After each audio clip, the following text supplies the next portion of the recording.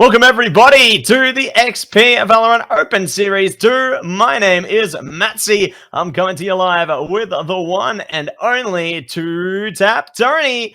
And how are you doing, my man? I'm doing well, Matt. We're into our finals after what has been a grueling group stage and what has been some very hard-fought games, I have to say. This Open Series is stunned and confused more than our last one did, definitely. Yeah, I can definitely agree with you there. Saw a few bits and pieces from the last Open Series, so it's nice to see that things have, I guess, changed up heading towards it as well. But obviously, we are heading towards our finals now, Tony, and I'm super excited to go through exactly how those are going to play out. Yeah, it should be a very interesting one because, of course, looking at our league format overall and how we got down to it, Matt, how we got all the way to our finals week here. Qualifier, 16 teams, double elim, best of threes. We had some notable names there. Mind Freak, JFT, Finality, just to name a few, of course. Then went into our group stage. The four teams we got, Matt, were Gym Fan Club, Rain, Trident, and Honey Badgers. We saw them duke it out week after week. Some very close games.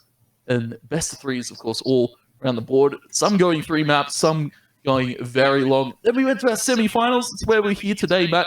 Single elim, best of threes. First seed versus fourth seed, second seed versus third, Matt. And then we get to see our finals next week. Third place playoffs and the grand final all comes to a close. And who comes home champion at the end of the day? I'm definitely keen to see which of these teams is going to come out as our champion as well, Tony, because we've had some great presents come through from each and every one of them, heading through week after week here, placing in to the seeding for today. But speaking of the teams, I believe we do have a bit of a prize pool on offer as well for this wonderful tournament, Tony. And we are going to take a look at that one right now, as it is going to be supported by Intel as well. Big shout out to them. $2,000 in a total, though. First place, rather, is going to take away $1,000. Second place will take away $500.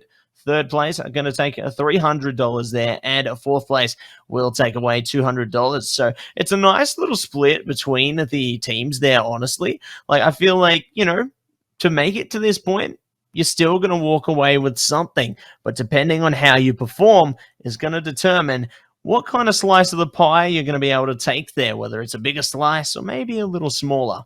Speaking of, though, we've got a bit of a schedule of how our games are going to play out tonight.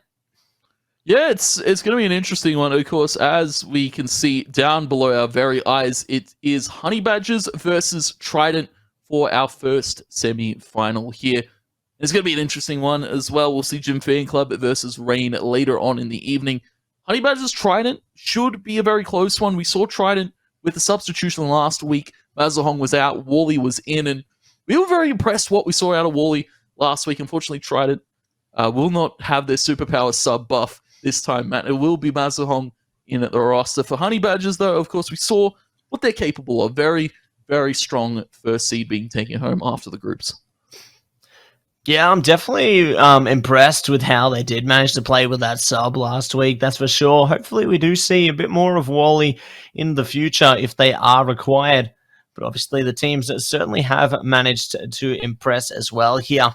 And I'm definitely keen to see how things shape up tonight. But speaking of the teams, Tony, first match, Honey Badgers versus Trident. Let's take a look at exactly what faces we might be seeing between these two rosters, because we've seen a bit of a grudge between these few teams that have been playing each other in the past few weeks.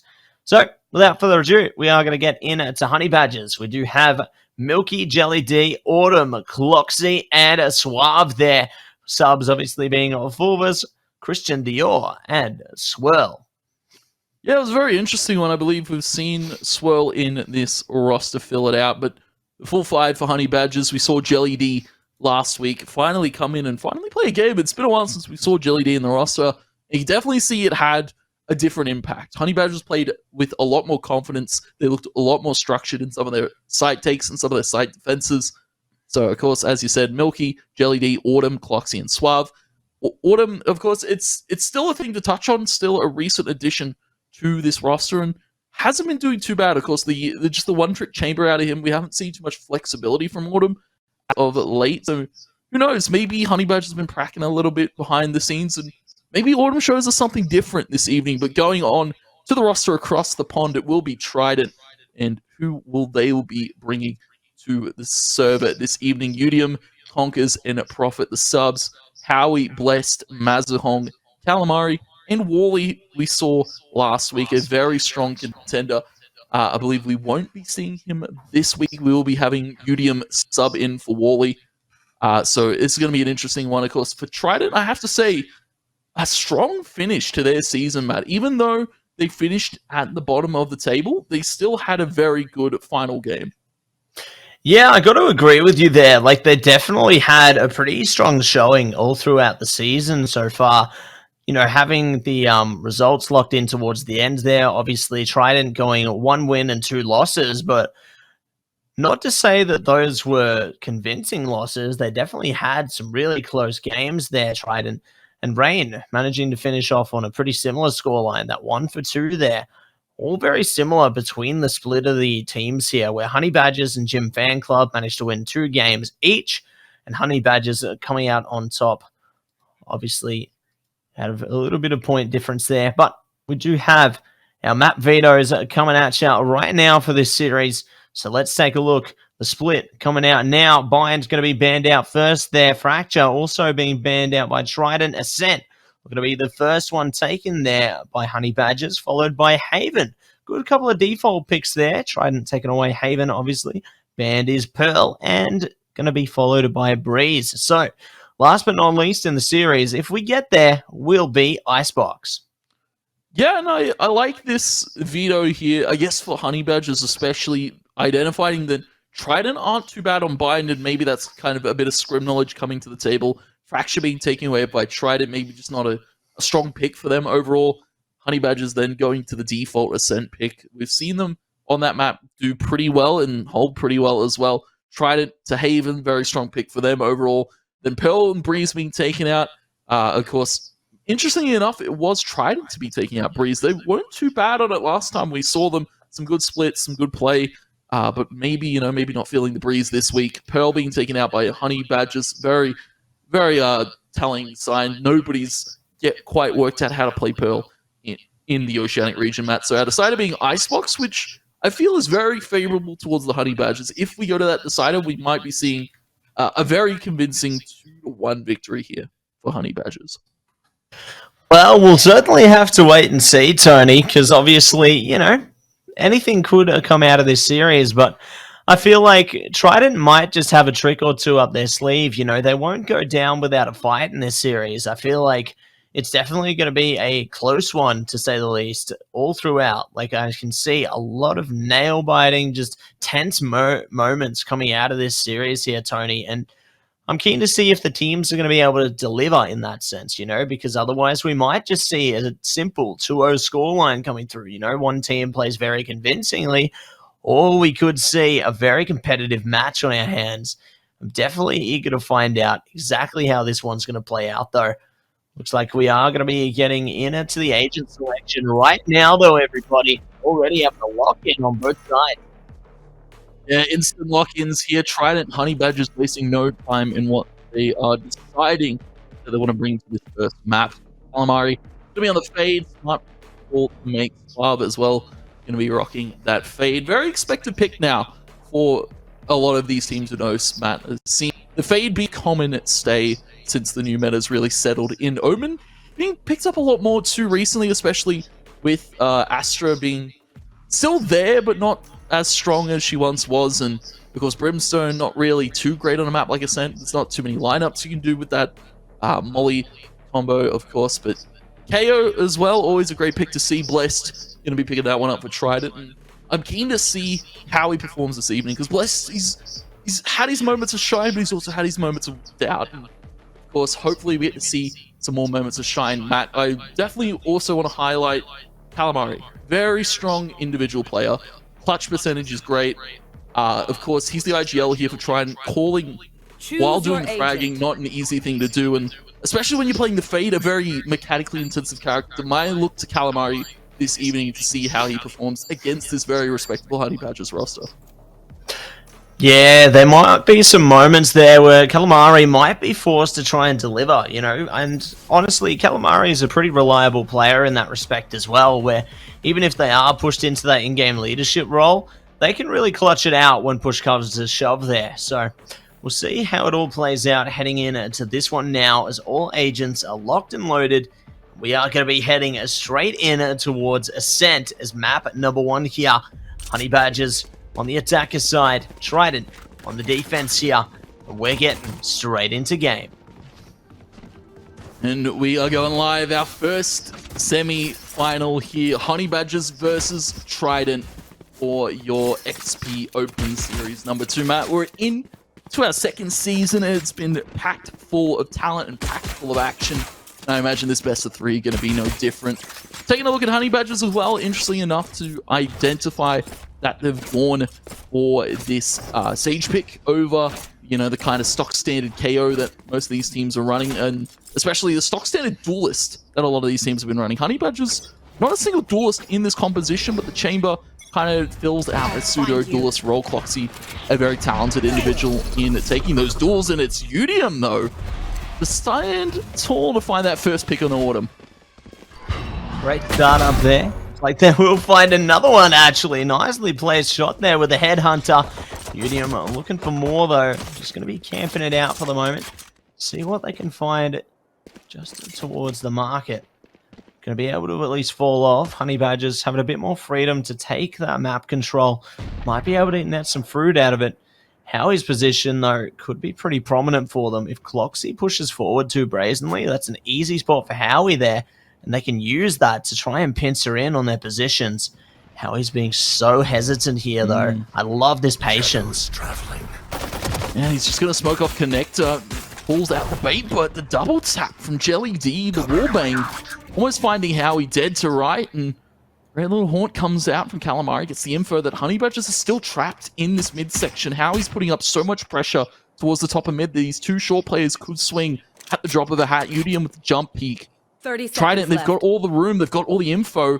They just need to execute these last few kills. Udium holding perfectly for a triple, backs off down to 8 HP. Trident, they're extremely low, Matt. Honey Badgers can get this done with just 2. See if those 2 can pull through as Blaster takes 1. Calamari there, great for the trade as well. Pushing into the garden. And they do send them straight to hell, as unfortunately they won't survive in the Garden of Eden. Trident up 1-0 there. And Honey Badgers now forced to eco 1 out. So good, promising start for Trident, but I'm sure Honey Badgers still got a thing or 2 up their sleeve. Yeah, I'm sure we haven't seen the last of Honey Badgers. Just Pistol, of course, to be expected. Very strong play, I have to say. Great read from Howie to wrap to top mid there. Honey Badgers just getting sandwiched into that position. They couldn't really wrap out into Connector because there was a player coming that way. There's 2 players holding mid. Just such great presence from Trident early on to hold that mid side. But, well, Honey Badgers forced to the pistols, Matt. They brought a Frenzy to the table. They brought a few classics here. And they're looking to push on the Calamari. You can see Mazahong might be expecting Cloxy close. Calamari, Spectre in hand. Looking to hold this one off, expecting a few plays. You can see holding that pixel angle. As soon as he spots a player, falls back, tosses the C's out to pull them into a very precarious position. Howie has spotted Milky up on the thrust side, though. Bless able to find another Howie and Calamari fighting for another 2. It's just an eco here for Honey Badgers, and they're not getting anything. No guns, no damage, not a lick of anything being found. And here's going to be Udium spraying down, a little bit rusty on it, but he gets it done in the end. Second flawless here for Trident. Really positive start for them there, especially not losing any players as well. That's going to allow them to not give any chances towards Honey Badgers to try and further their economy any more than the loss bonus will already give them there. So we are going to be pushing in to round number 3 now, where Honey Badgers have got a decent chance to establish themselves into the game. They've got Vandals across them, nice amounts of armor there. They can definitely look to try and scramble together a positive round here, but we are going to be diving into it now. It is a 3-2 split there. A couple going to be camping out towards the top middle there. do actually get a little bit damaged though while they try and go for the peak. So Trident already proving their defense is effective. Yeah, I like this from Trident, getting just aggressive as possible, using all the information that they can gather with these bits of util. You saw such an early haunt there towards Connector from Calamari. And then, of course, the early mid-peak there, Marshall tag through that box was great. Because they know Honey Badger's on a buy mat. They want to get early damage in, flush out some of this util, and really force out the play from there. Mazahong on the Marshall, smoked off towards mid for the moment, allows Honey Badgers to kind of take a little bit more mid control this time around. Trident, not too scared of it though. They're, just let them have it. We play for the site holds here. They've completely given up market, and this is going to be up to Udium and Howie to hold this one down at B. See if they are going to be able to manage it. Honey Badgers preparing themselves to walk. Loxley, good peek, takes down Udium there. Nice start for them. Still have Mazalong to worry about though, as well as their teammate towards the back of the side there.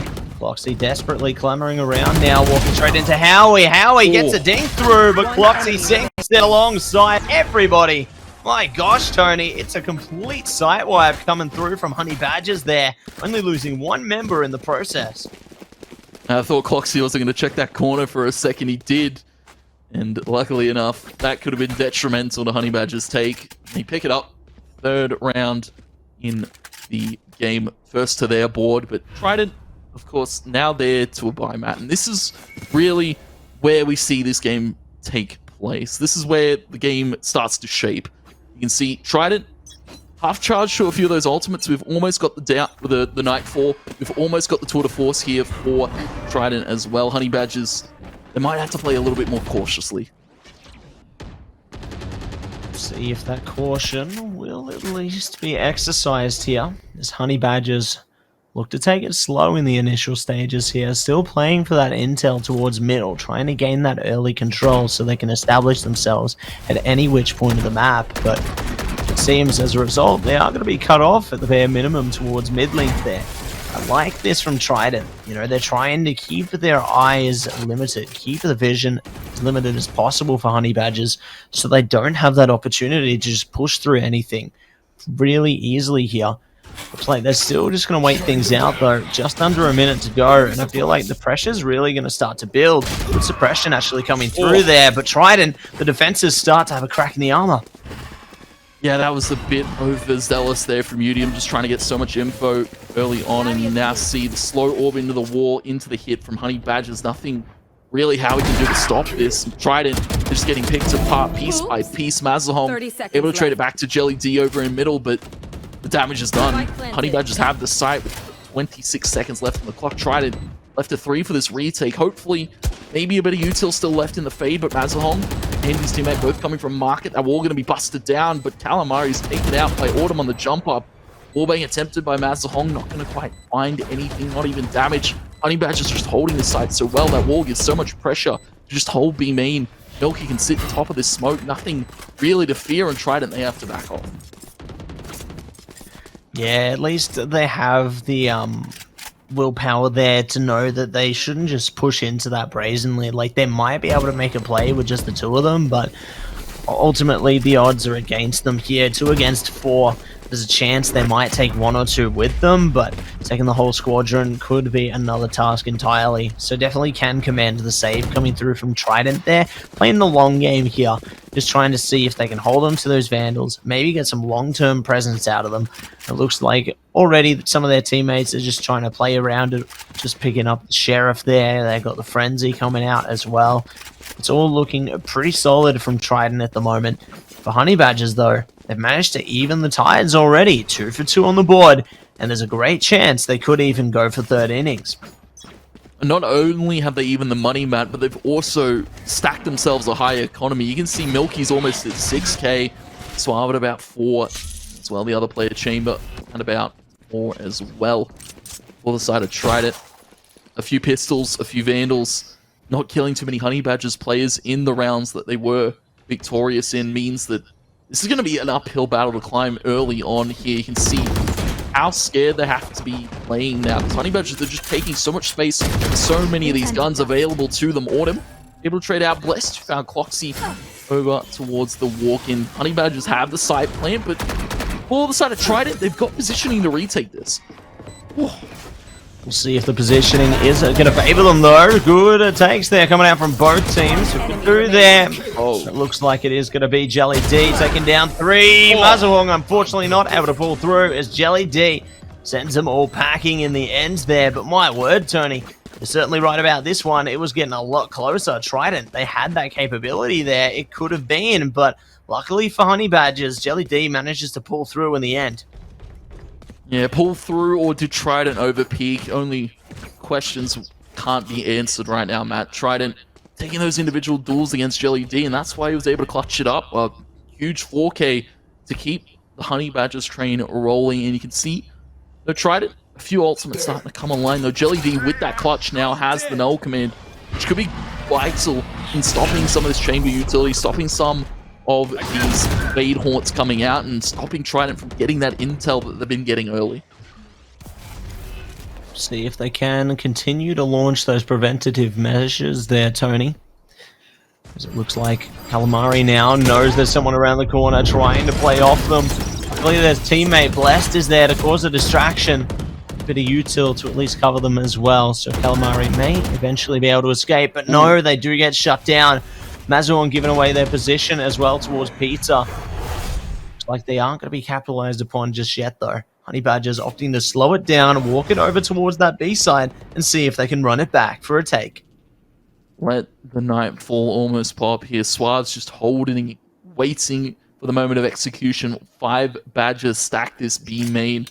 It's up to Udium to hold it with Howie. You can see the Tour de Force has been brought out here by Udium. Needs to hit these shots. The Nightfall comes out. Time to face your fears. Trident jettisons to the deep versus the Badgers, and Jelly D strolling on in. Flash to the corner. Howie can't see anything that befalls him. Sight take for 20 seconds. Honey Badgers, it just looks clinical. They top the spike over to Autumn just to get that ultimate orb and get that ultimate online. The res is now up. Milky is down, and it's 3v4 for this retake. Let's see if they do have the capabilities here, Tony. As it looks like Trident now trying to push onto the site. Good spot there from none other than the party next door. Foxy joining in as well, and everyone eventually will perish. Just seems that they're managing to be picked off, just trying to peek individually there, not peeking in unison. And it does come to cost them at the end of the day. Honey Badgers taking away round number 4 in their favor now. We are basically at the halfway point for our first half.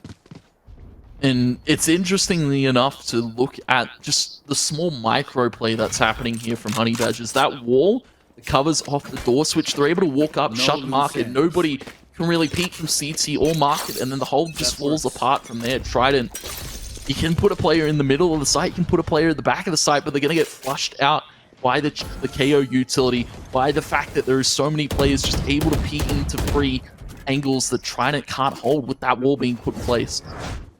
See how they adapt around it, though. Prowler does get activated there for Calamari. Doesn't fall off. Another one going to be sent towards them. Calamari's teammate Mazuong luckily peeks into it. Good res from Autumn in response. Milky, here's the steps there. Calamari ready to try for something. Ultimately does opt to fall back, though. They've still got a trump card in their hand in Blessed, but it's been unraveled. Now complete freedom is afforded to Honey Badgers here. They can afford to go straight for the spike plan if they want. And they've now got another kill in Consolation.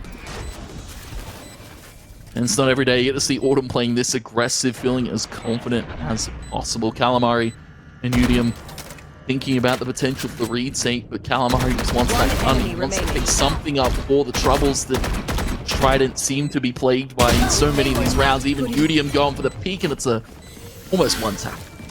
Flawless 4K, half charge the ultimate yet again. Res was used, Matt, and it was used so effectively. Honey Badgers are 5-2 in this first map.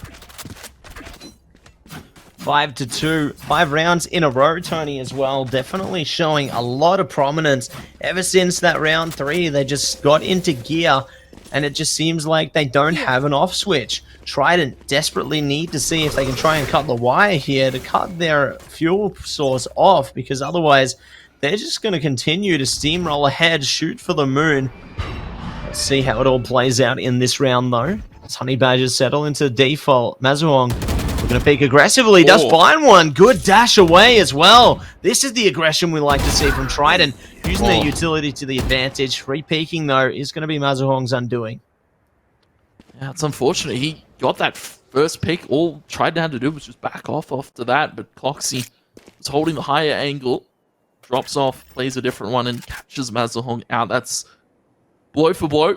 4 players left for either side. 2 ultimates available, though, for Trident. You've got Blessed with the Null Command. You've also got Calamari with this Nightfall.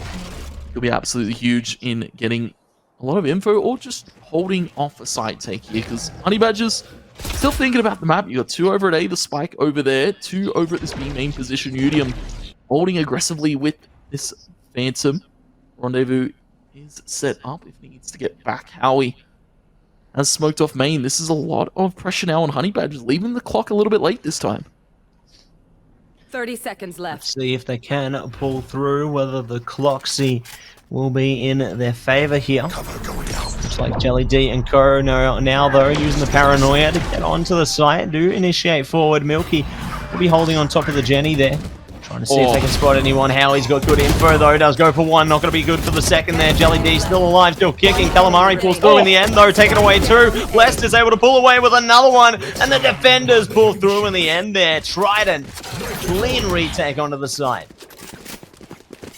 2 words, Matt. Perfect haunt from Calamari there. I have to say that placement and just the fact that Howie was alive for so long underneath Heaven really made that retake possible. Trident perfectly placed util, perfectly placed positioning. They're able to find themselves a third. Matt, Honey Badgers leaving that one a little bit late and maybe sensing a little bit pressure. You can see though, Trident is still under the gun. You can see the economy's not great. They need to keep these players alive in some of these rounds because Honey Badgers, they've got so much util, they could almost buy for the rest of this half. See if they are going to opt for that here. Bless now, just looking to hold patiently, waiting to see what may be coming out before them here. Looks like Honey Badgers are just playing into their default, nice and slow initially, waiting for some intel and some util to be used up before they go for anything more substantial. I like this angle from Udium. They've got the spot there under the shoulder, and they've got the kill. Nicely done, shutting down one of the Honey Badgers already. They can't afford to lose this lead though. Foxy tries to steal it, but now it's been furthered. Everyone's fallen down like dominoes here, Tony. It's a waterfall effect. It's a waterfall, the waves keep crashing. Trident, they keep finding these picks. Not even Calamari stumbles at the opportunity. He's gone for a little bit more. Autumn is going to get tapped out. Perfect, flawless one from Calamari. And Trident, that's the round we need to see out of them to keep the momentum going in their favor, to keep Honey Badgers at bay. So they've still got money to buy, Matt. Still 3K across the board, almost, for a few of these players. But Trident, perfect round there. Getting aggressive when needed, backing off when needed. A little bit of ebb and flow gets them that fourth. Great way to push themselves back into the game there, Tony. Now only 1 round between the 2 teams, and they've still got a pretty good distance to go. 3 rounds including this one. Let's see who comes out on top though. It looks like it is going to be the tour de force activated by Honey Badgers here early on. Cloxy definitely trying to get a grasp on things from quite an early stage here. We'll see how it plays out, though. Calamari's on a bit of a mission right now. They might not realize it. Oh, no, the timing! Oh, that is devastating, Tony. That is absolutely heart-shattering. Calamari taken out early. Had such a great positioning. Could have been the thorn in the sides there. Could have taken out a player early. That would have been the KO. And a lot of util. Mazuhong, though, identifies that they're a little lacking on the utils. They need to take apart Honey Badgers.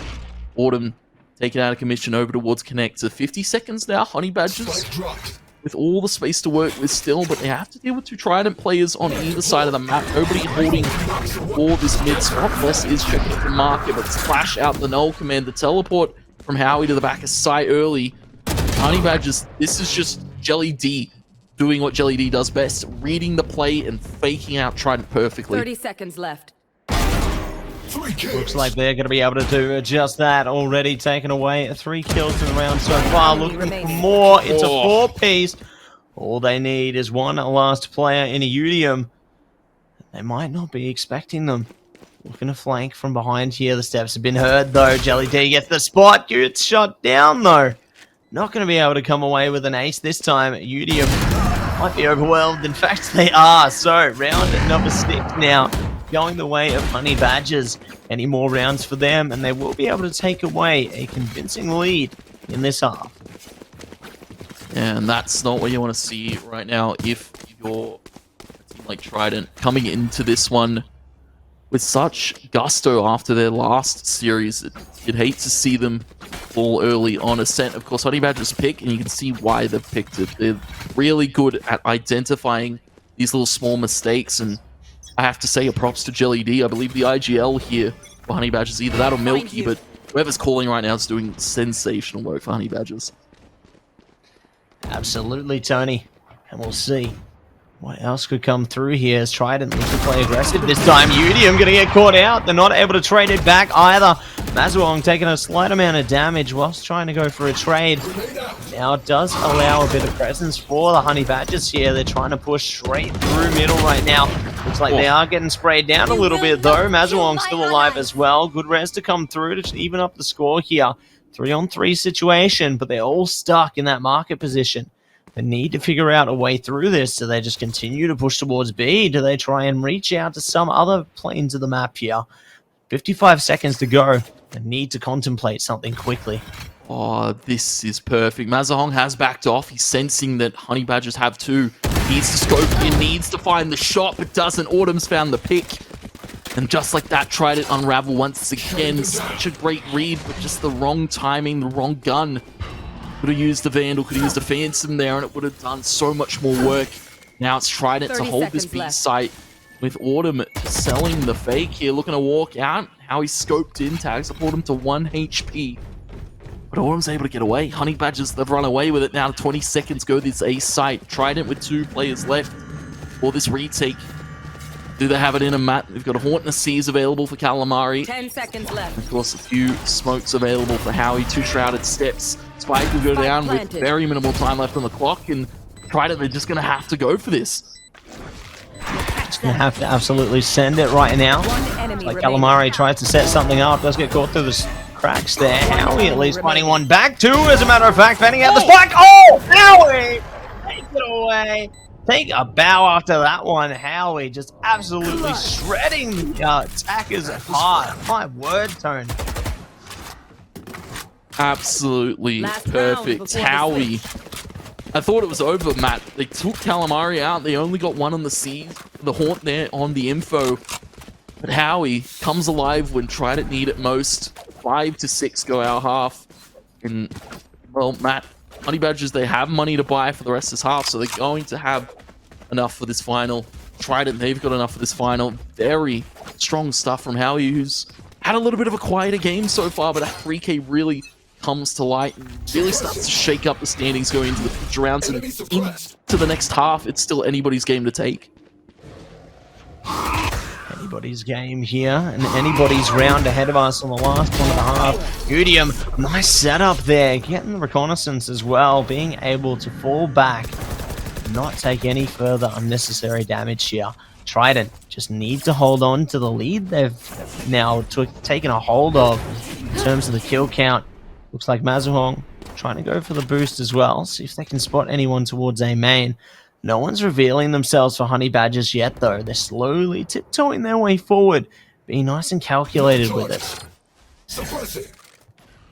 And Jelly D will be sending out the 0 point over towards market. No info gathered.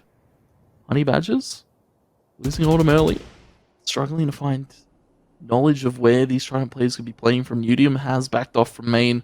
Senses there could be a few players coming. Prowler being held out by Suave. Foxy is scouted. Nightfall comes. Udium dodges. The side steps at Howie. Able to walk through the smoke and just take Jelly D and Milky. Not one they were expecting anytime soon. Udium finds Suave and blessed to pick apart Foxy. Tried it. All execution of that final round. A great read from Howie once again. finds them the 6, and it's a tied scoreline going into the second half. Trident now to the attack, Honey Badgers to the defense, Matt, and the confidence is now starting to fall out from Honey Badgers. Yeah, it just goes to show that with time, it appears that Trident were able to surpass them towards the end there, able to really settle the score between them, because they did lose 5 rounds in a row, but then managed to win a couple more, lose one back, get a couple more after that. They'd identified the pattern at that point in the round, Tony, and they were able to really just revitalize themselves into this second half. Now it's even Stevens again, it's anyone's game, and I'm eager to see what the difference between the teams is heading into this switch of the sides. It's going to be an interesting one. Frenzy Frenzy for Mazahong. Very aggressive tendencies that Mazahong's been showing. You remember the Breeze game where he dropped 35 kills. Absolutely stunning performance out of an individual so far in this open series number 2. Orb taken by Blessed. Trying to get that null command online. Makeup. Calamari just trying to take out that wall. Send the Prowler out. Prowler expired.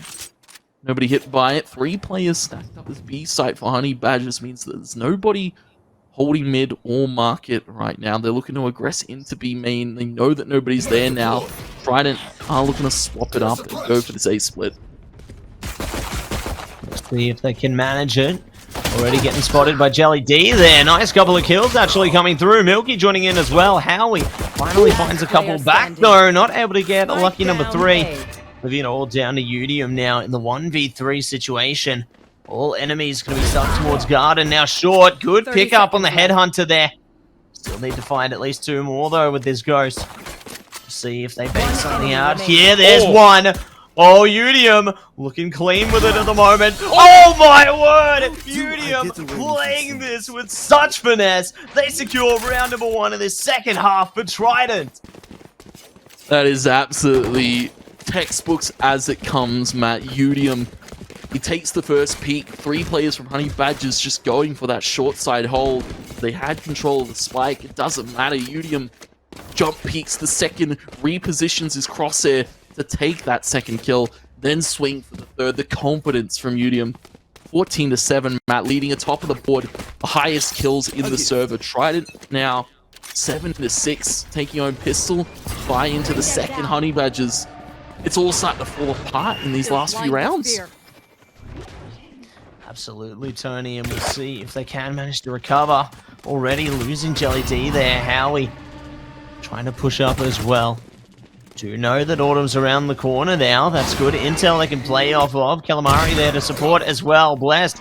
Making a bit of noise on the other side of the map. I love this split attention. They do at least manage to find 1 kill back for the Honey Badgers though.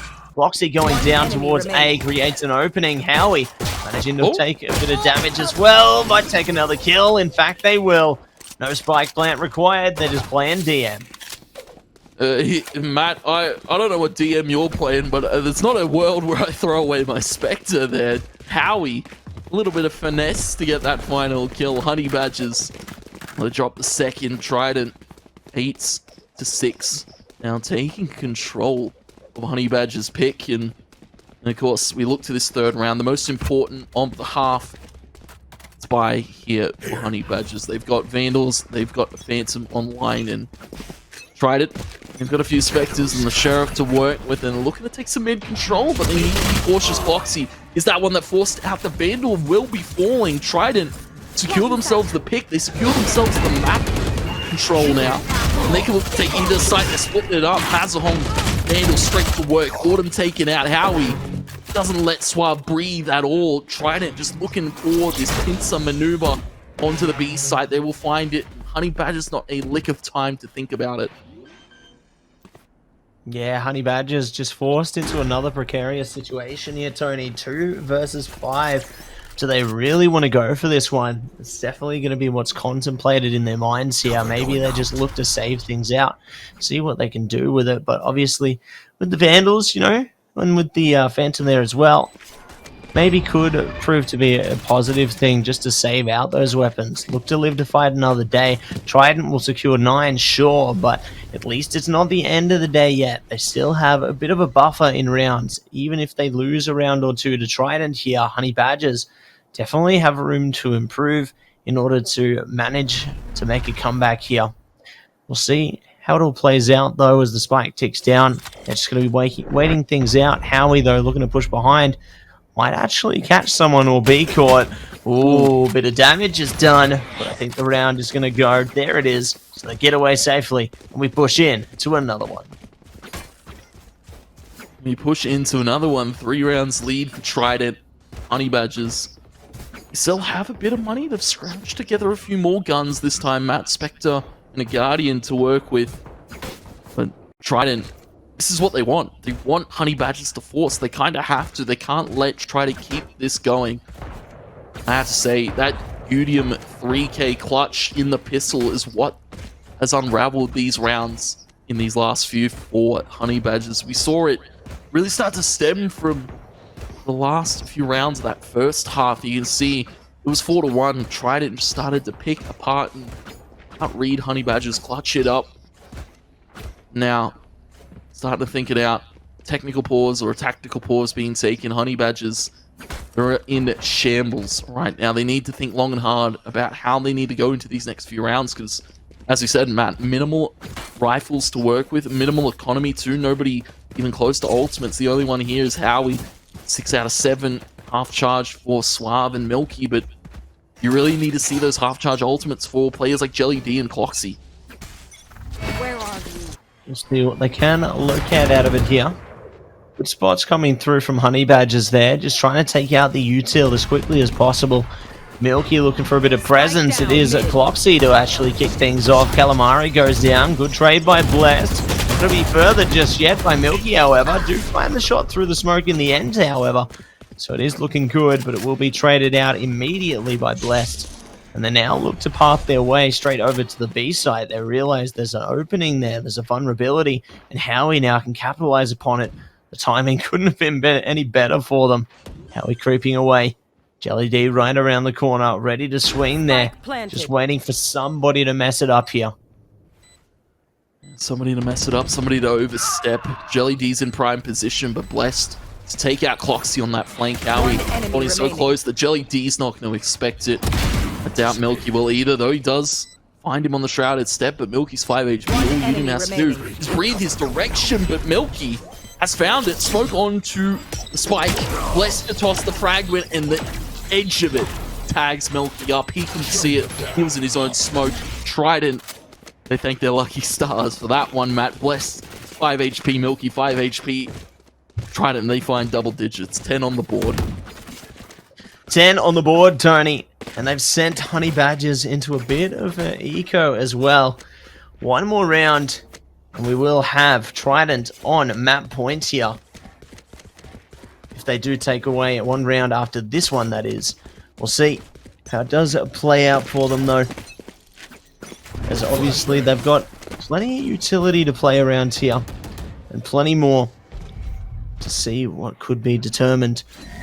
Trident, though, we're going to spread wide this time. They've got a few just outside towards middle. Couple waiting outside B main as well. Honey Badgers just opting to hide in these tight angles. See if they can catch some of them with their pistols, perhaps.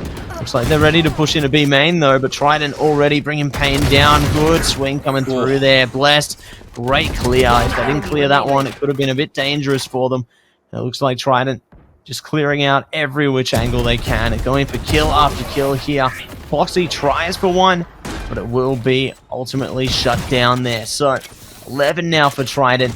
If they win this next one, it could be map point for them, but at least for Honey Badgers, they have a chance at recovery here. They've managed to get that 4x through, putting Cloxy on the operator. Let's see if this is their chance at redemption. Yeah, it could be their chance at redemption, but Trident, I have to say, clinical last round there, stopping anybody from losing any gun. The corners were greatly checked, as you mentioned. Now we go into it. Honey Badgers, how do they defend here? They need to hold this mid very, very stably. Cloxy, see, always tagged up on that horn, forced to rendezvous out this time. We'll be able to teleport to safety. Put out in the open, Trident.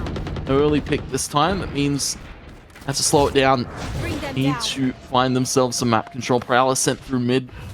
Calamari, nobody scouted. 2 players close to B main. This probably good spot out for Howie, who is in this box corner. Teleports out safely. Now they're holding for the swing. Calamari checked by Autumn. The wall goes up. Honey Badgers have found themselves an early kill, and they don't need to overswing. Great start there from Honey Badgers, really managing to take advantage. Now even more so, Cloxy on a tight angle there, taking us now to 5 versus 3. Trident starting to become unwound here. Luckily, do still have 3 players remaining though, so they can manage to push up towards the site if they find something. Like Udium trying to go for a kill towards short there. If it comes out successfully, that's an opening. They can capitalize on that.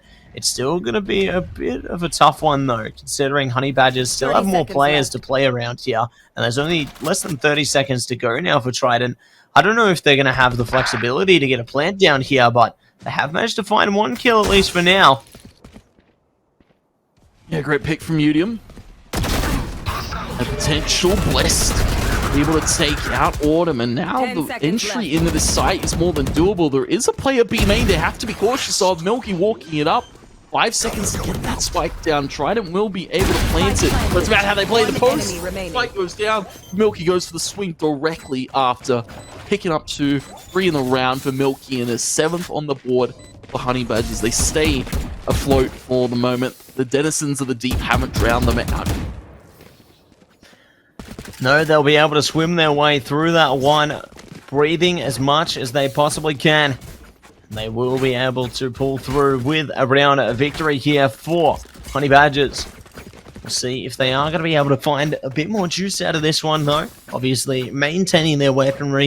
It looks like Trident are going to be able to do a bit of the same, considering how well they managed to cultivate their economy. Winning those first 5 rounds in a row from the beginning of the half here. They're definitely on a smoother sailing path, and they got 3 ultimates that they can opt for as well. Honey Badgers having a couple at their disposal, and definitely critical ultimates to their success. Looks like we already have the null command coming through for Trident though. Trying to see if they can get some fruit out of that one. Well, this is a brave play to go for. Bless 26 HP. He's just going to walk it out to the middle of A site. There's 3 players over at B. Trident attempting to sell the fake here, but it's just an absolutely clinical bait.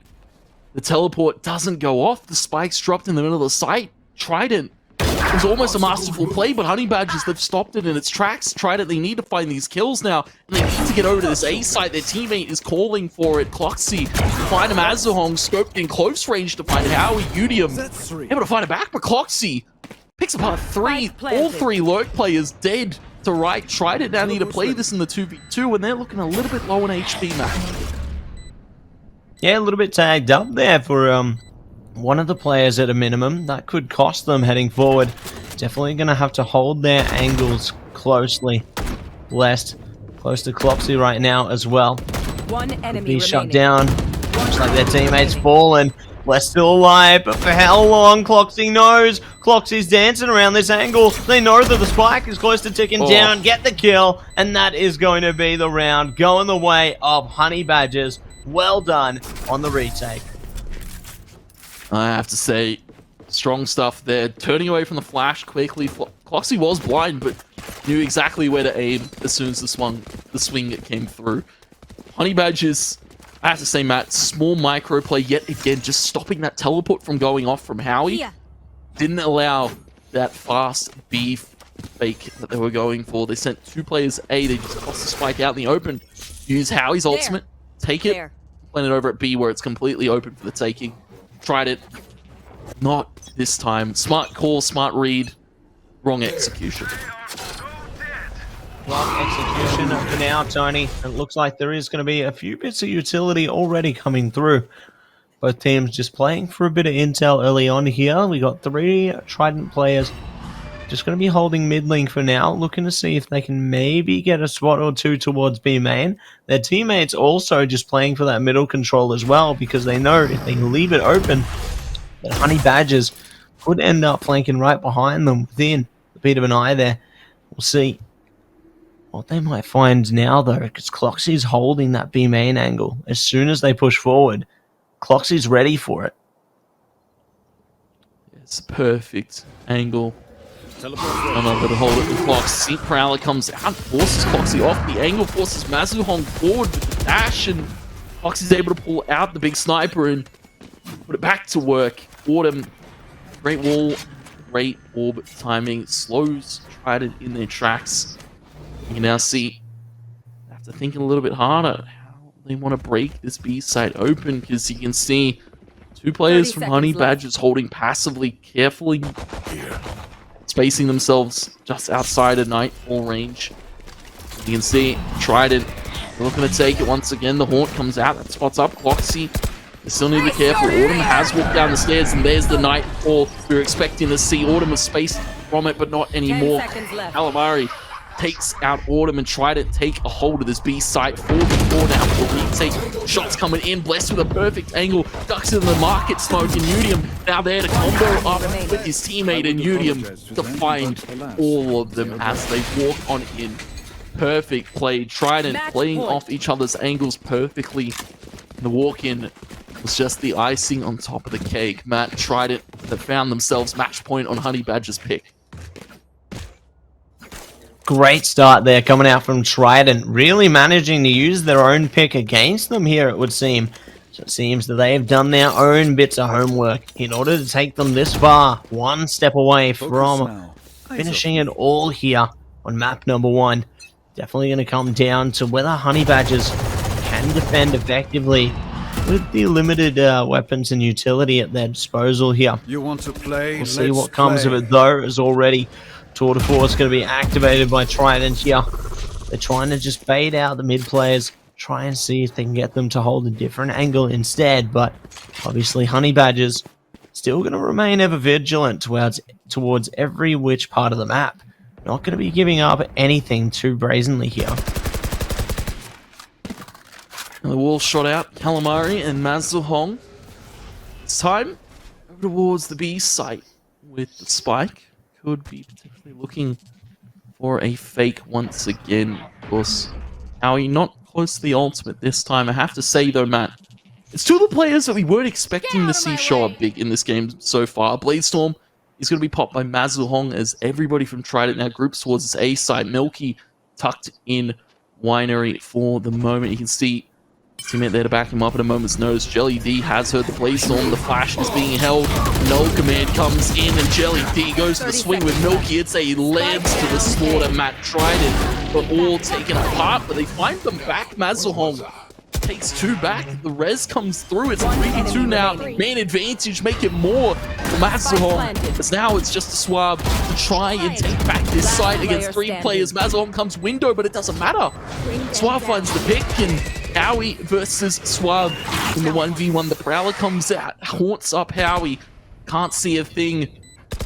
Empted pre-fire. That door cannot be shut. Swab's got no cover. He just needs to go for the swing. Howie holds it perfectly. 13-8. Swab almost got it done in the 1v3. But Trident, they stay composed. They stay compelled. They push through map number 1. There's... My gosh, Tony. 13-8, going to be map number 1 going the way of Trident. Definitely a slow start for them there, but as soon as they got engaged and got switched on into the matchup here, you can just see the results speak for themselves. Calamari obviously having a bit more of a slow one, but I feel like it doesn't matter in the sense that their in-game leadership is one of the key factors that did carry their team towards success here. Yeah, I very much liked, of course, that spike play that didn't quite happen with the Howie teleport. I liked the call. It's a brave one to go for against a team like Honey Badgers, who probably are expecting it, and of course shut it down in the end. But Blessed, Udium, Matt, strong play out of both of them. Blessed taking so many aggressive fights, comboing well with the util. Udium using that rendezvous on the defense was so perfect in really breaking apart those last few rounds. Honey Badgers weren't expecting an aggressive peak, and Trident, they've come to play this evening. 5 first bloods for Blessed, 3 for Udium. Look to these two to go big in this next one, Matt. Map number 1, stolen away by Trident. And that's now interesting going into second map. It's Haven. It's Trident's pick. Yeah, definitely keen to see how map number 2 actually plays out, Tony, because obviously They took away their opponent's first pick there on Ascent.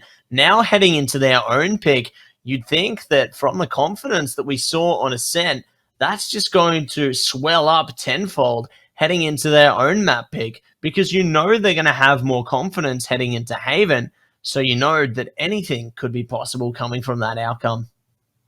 Yeah, it's interesting to note as well that, we said keep your eyes out for Manzelhong, keep your eyes out for Calamari, two players who we expected to put up big numbers, and it wasn't them. It was Udium. It was Blessed every time, and you saw that there was a few big rounds Manzelhong definitely had it off of the play that Blessed and Udium were able to bring to the table.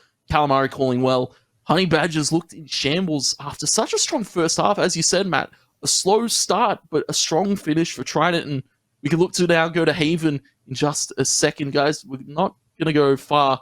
Don't touch that browser. We'll be back with more XP Open Series number 2.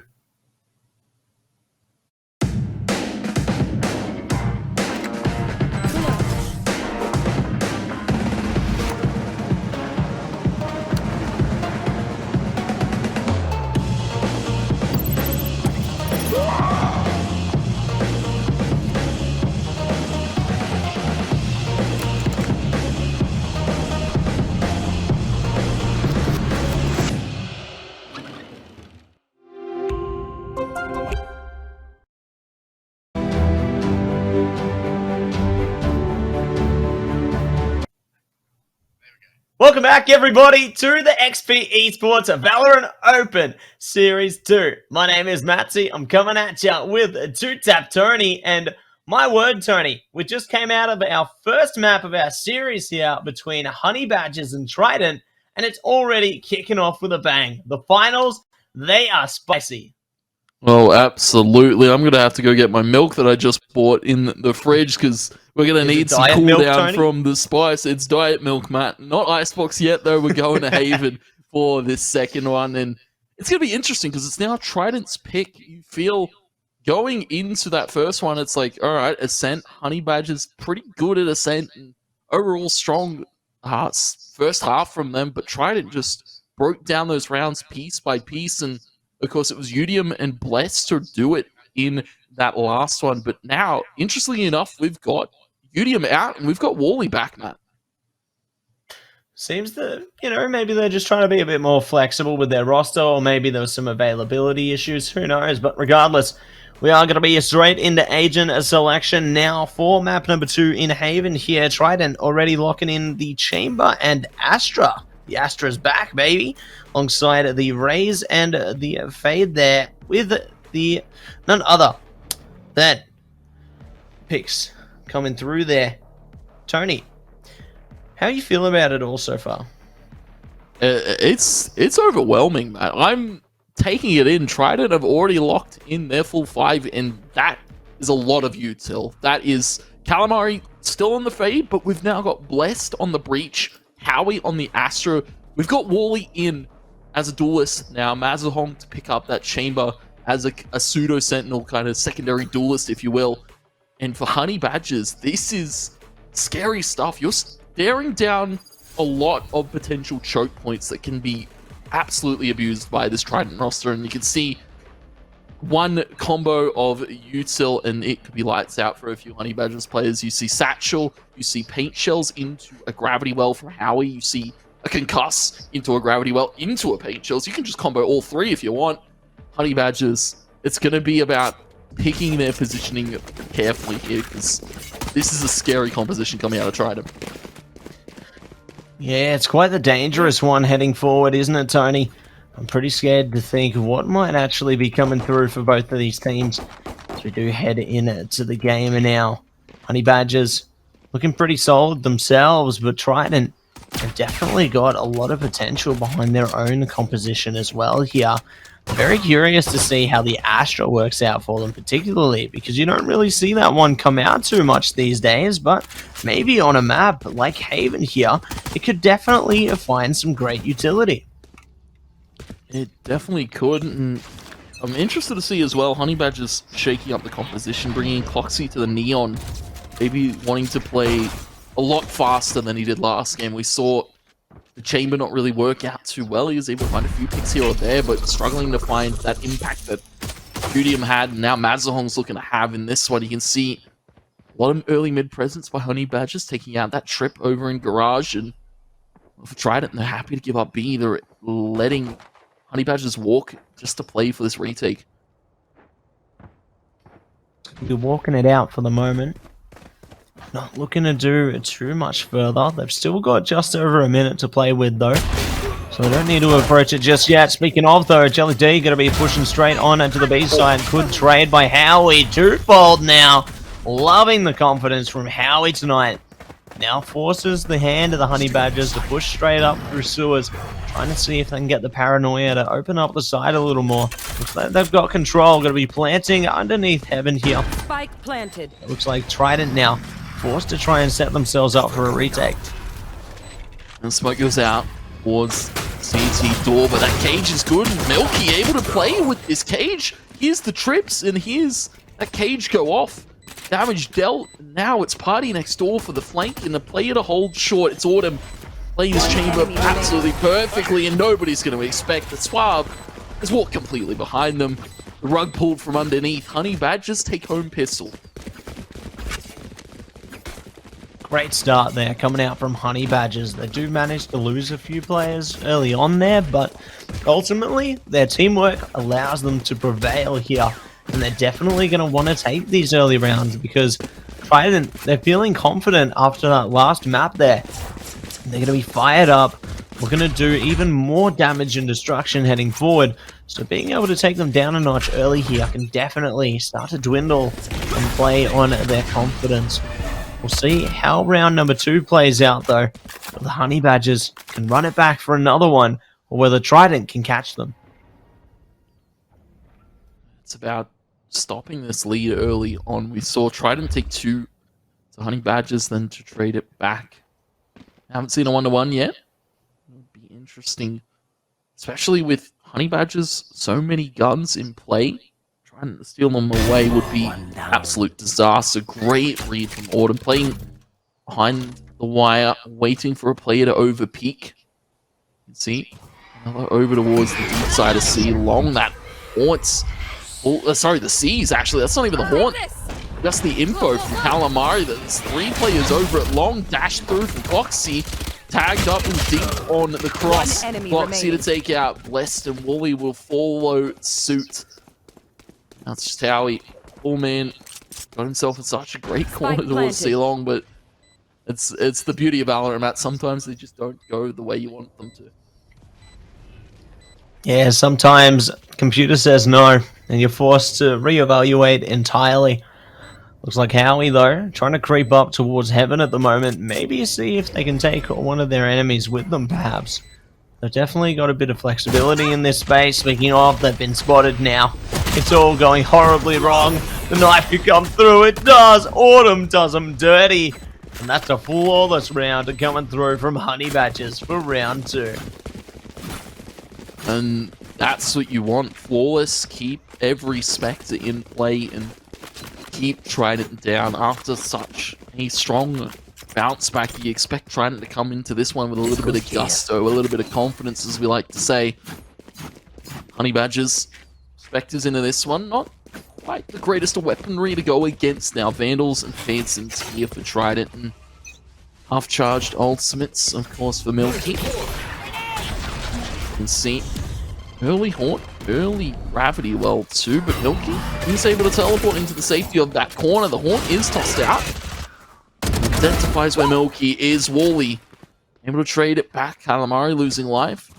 Now to call from the dead for his teammates. Trident through on this A site. They need to pull another over here because Honey Badgers are looking to take this one yet again. Paranoia into Fragment, into a strong swing from Cloxy. And it looks like Autumn going to be able to find a nice kill as well. Shooting through the smoke there. Just looking to hold the A tunnel position right now. Mazuhong waiting patiently outside it. Does get pinged through. So, Honey Badgers got a good scope of their position right now. They're ready to go for a peek themselves. Autumn jiggling. Does bait out some bullets there. Howie's still around the corner though. Might be able to play off this as well. Opts to put the star through there. Looks like they're not going to actually go for this one, though. They're opting to just save it out look to live to fight another day. I love this angle from Mazahong as well. They can easily rendezvous. Look at that. They try and pull through with the guns.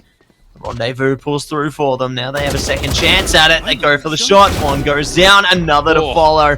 Well played by Mazahong to at least take those 2 kills out in the end there. Yeah, well played, but still, it's the rounds that tick together here for Honey Badgers, and 3 on the trot, nothing from Trident just yet. And going into this one, as I said, taking away those guns is good, but they need to keep the guns alive for them. Haven't seen a pause yet from either team. Of course, don't want to let it get out of hand too early on. Trident do have a pause available to them for this half. Get 1 per half, Matt, and Honey Badgers haven't needed theirs.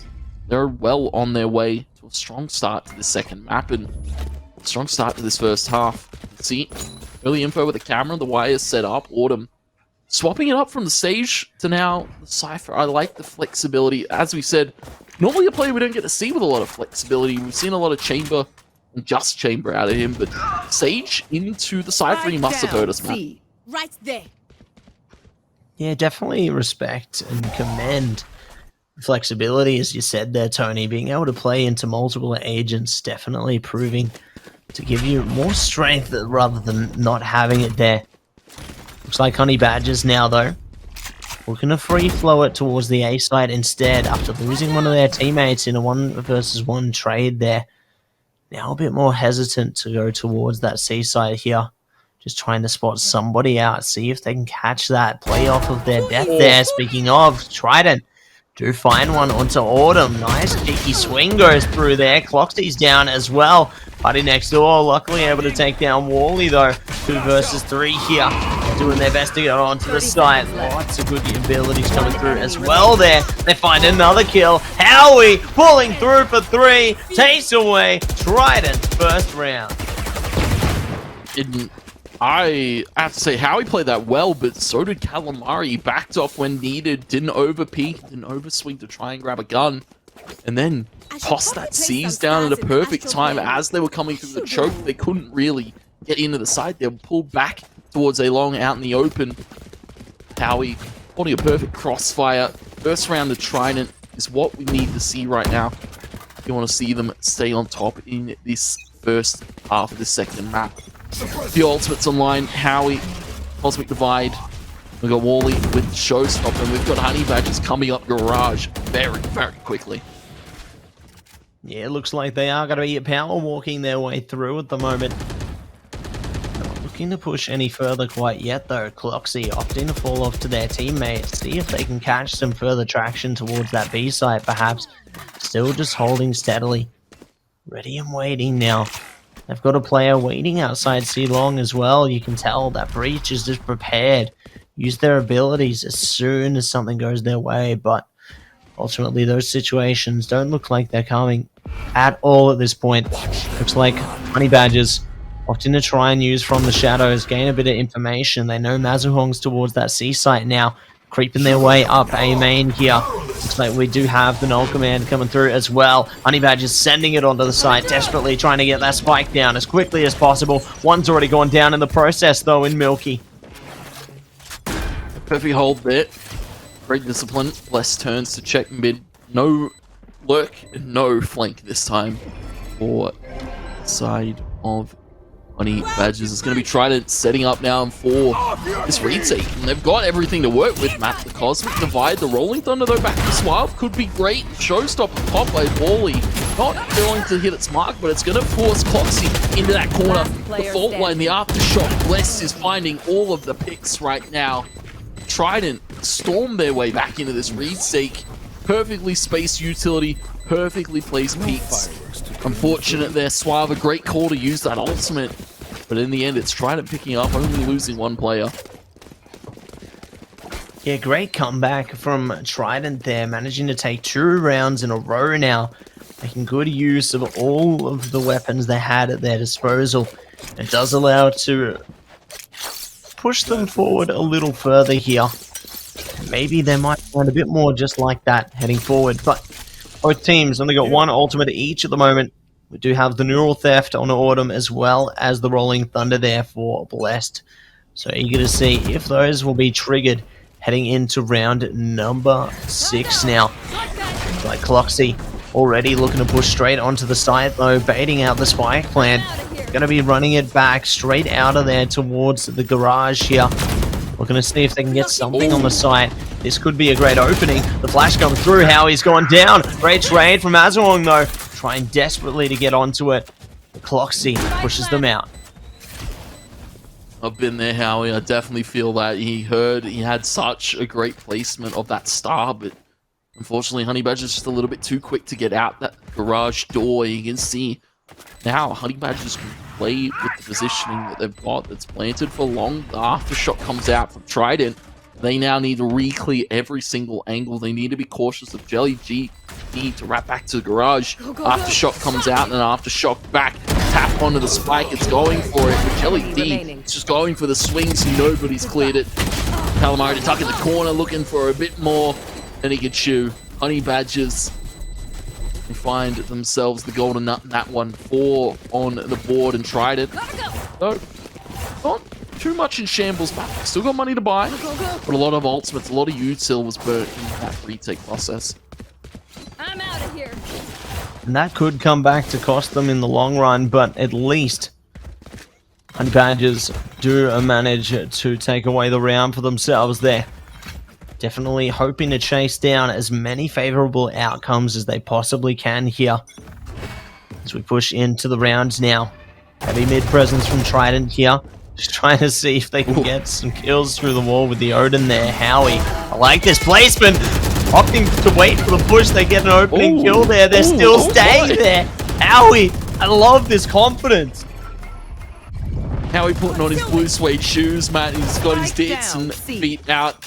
And he's somehow able to live amongst 4 players holding that long side of C. And Honey Badgers are now put in shambles. An aggressive play doesn't pay off. That fast line favors Trident players. Wally tucked in the corner. It will be cleared, but milking down the low HP. Calamari forced to be cautious. Mazahong trying to go for this Odin spray. And now all of a sudden, Honey Badgers have found their foot back in and they've kicked it down the door. 2 players left for Trident. All of a sudden, Honey Badgers turf. Great Haunt to come out. Jelly D looking to walk up to C. It's completely free for the taking. 40 seconds Trident. They've given it up. They kind of have to. They've lost control of the map. Last player standing. Ooh, losing even more control now. 30 Let's seconds goes left. down and leaving it all up to the one and only Calamari. Pushing towards C long now. Spike will go down, and so too will Calamari. Well placed shot from Autumn there. Does take Honey Badgers now to 5. Freshly fried squid in the autumn sun. 5 rounds Honey Badgers, Matt. And this is the way they want to start Haven off. Trident, this is their pick, and they're feeling a little bit out of sorts early on, I have to say.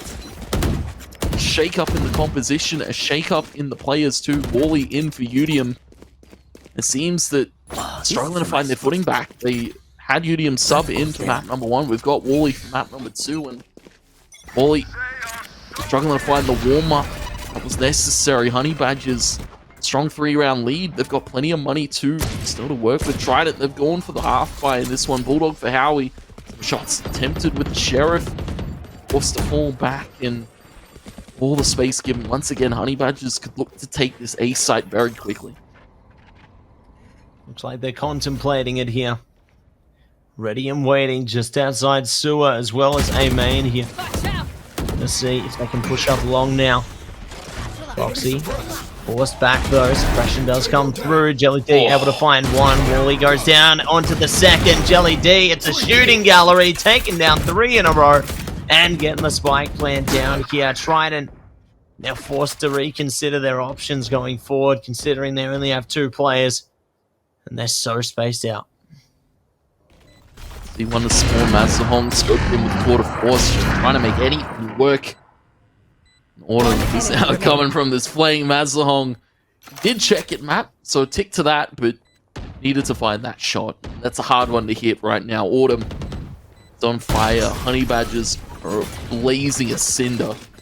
Map number 2 here. Autumn to take out Howie. 6 on the board. Trident was a half bite, nothing really to note there, just some great play, and I have to say, Matt, Jelly D back on top once again, 10-5. He has been pretty convincing so far this series. Yeah, really stepping it up for Honey Badgers here. I have to agree there, Tony. Managing to push them above and beyond so far. We'll see if they are going to be able to continue to do that. Heading forward into round number 9 as well. As it looks like Honey Badgers now trying their best to establish some kind of presence on the map here.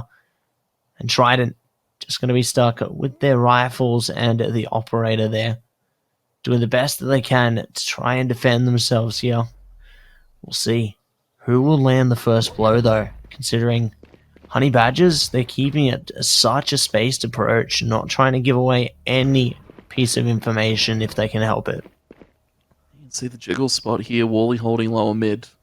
Aggressive positioning here to be taking it, because Trident, they know they're on the back foot. They need rounds, and they need kills as quick as possible. Great knife to come out, but Nightfall to Nightfall, both players, but Cade, damage taken, Wally, first blood, traded back immediately by Jelly D. Valiant effort to hold down mid, but in the end, Honey Badgers, they forced to give it up. Suave over at the C-Long, just trying to bait the play, but it's a take to A.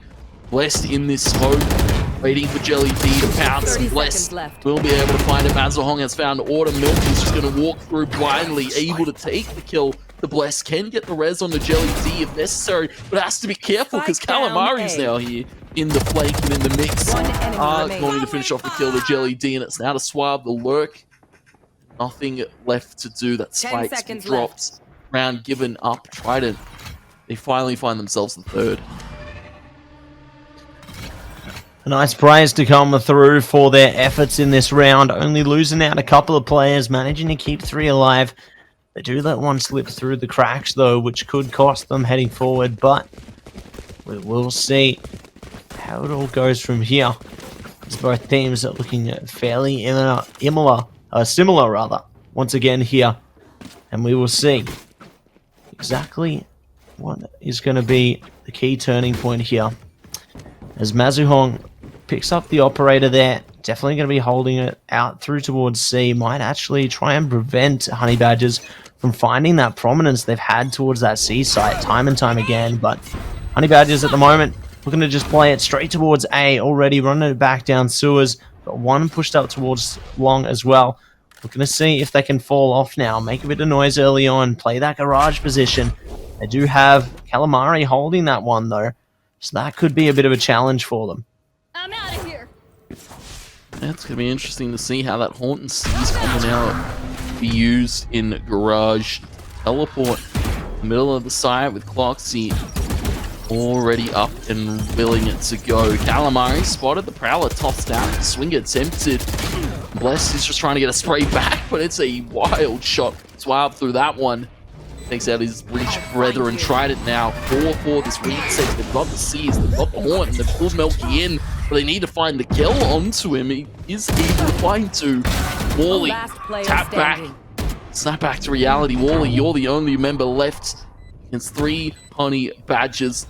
Staring down the barrel of a shotgun. It's not a favorable duel. Bait shells are tossed. The shot is taken. Wally to find the third. Needs to find 2 more though. Time is ticking. So is Jelly D, and he is ticking all over the place. He's ticking every box, Matt. Position, placement, shots. Jelly D's got it all. 7 Honey Badgers. Well played by Honey Badgers there. They do manage to take the lead even further now and take the lead convincingly in this half.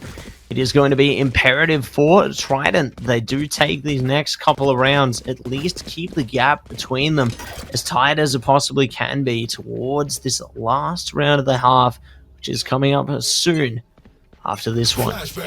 We are back into the round right now, though. Honey Badgers are looking to opt for a similar strategy again. Just go aggressively early on towards one side of the map here. Try and take control of B.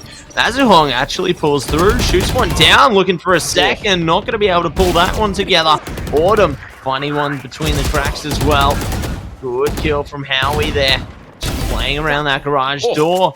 Nicely done by Calamari to set something up as well. Actually giving Trident a man advantage here. Not for long though, as Autumn manages to piece it back together. Small blunder there from Howie getting overzealous. That's not what you want to see right now if you're trying it. You need to see them play with a little bit more composure. Saw out of them last game with some great composure. This one not so much. Milky to go for the plant. The Haunt comes out. Here comes the party. Showstopper in for Wally. Takes it deep and then drops. Almost gets the shot, but not quite. Autumn able to keep Honey Badgers alive in that one. I thought a play was about to happen. Wally almost in slow motion finding two, but Autumn holds it down. Honey Badgers 8. Trident only 3. A very rough defensive half. Matt and Haven, normally a very even-sided map in terms of what we've seen statistically, but Trident, they're struggling right now. Honey Badgers using all the pressure gained off of potentially this roster swap and this composition swap that's really plagued Trident in some of these rounds. See if there is going to be a cure for that plague there, Tony, or whether it will continue.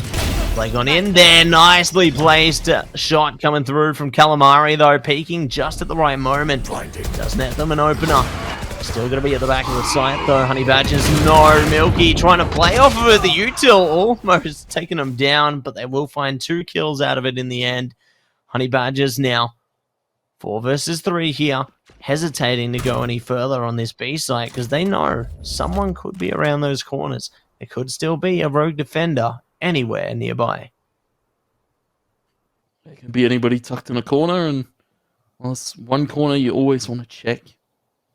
You can see 1 per site here. Trident not taking any chances.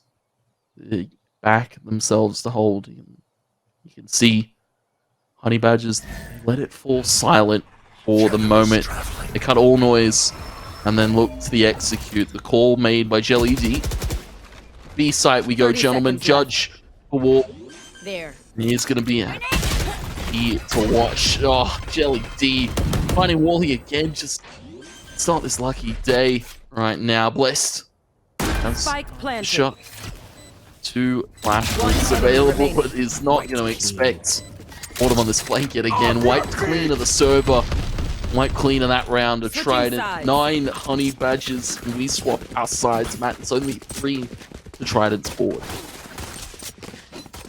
Definitely a tough beginning there coming through for Trident, but nicely placed for Honey Badgers there. They've managed to build up a really strong scoreline heading into this second half here.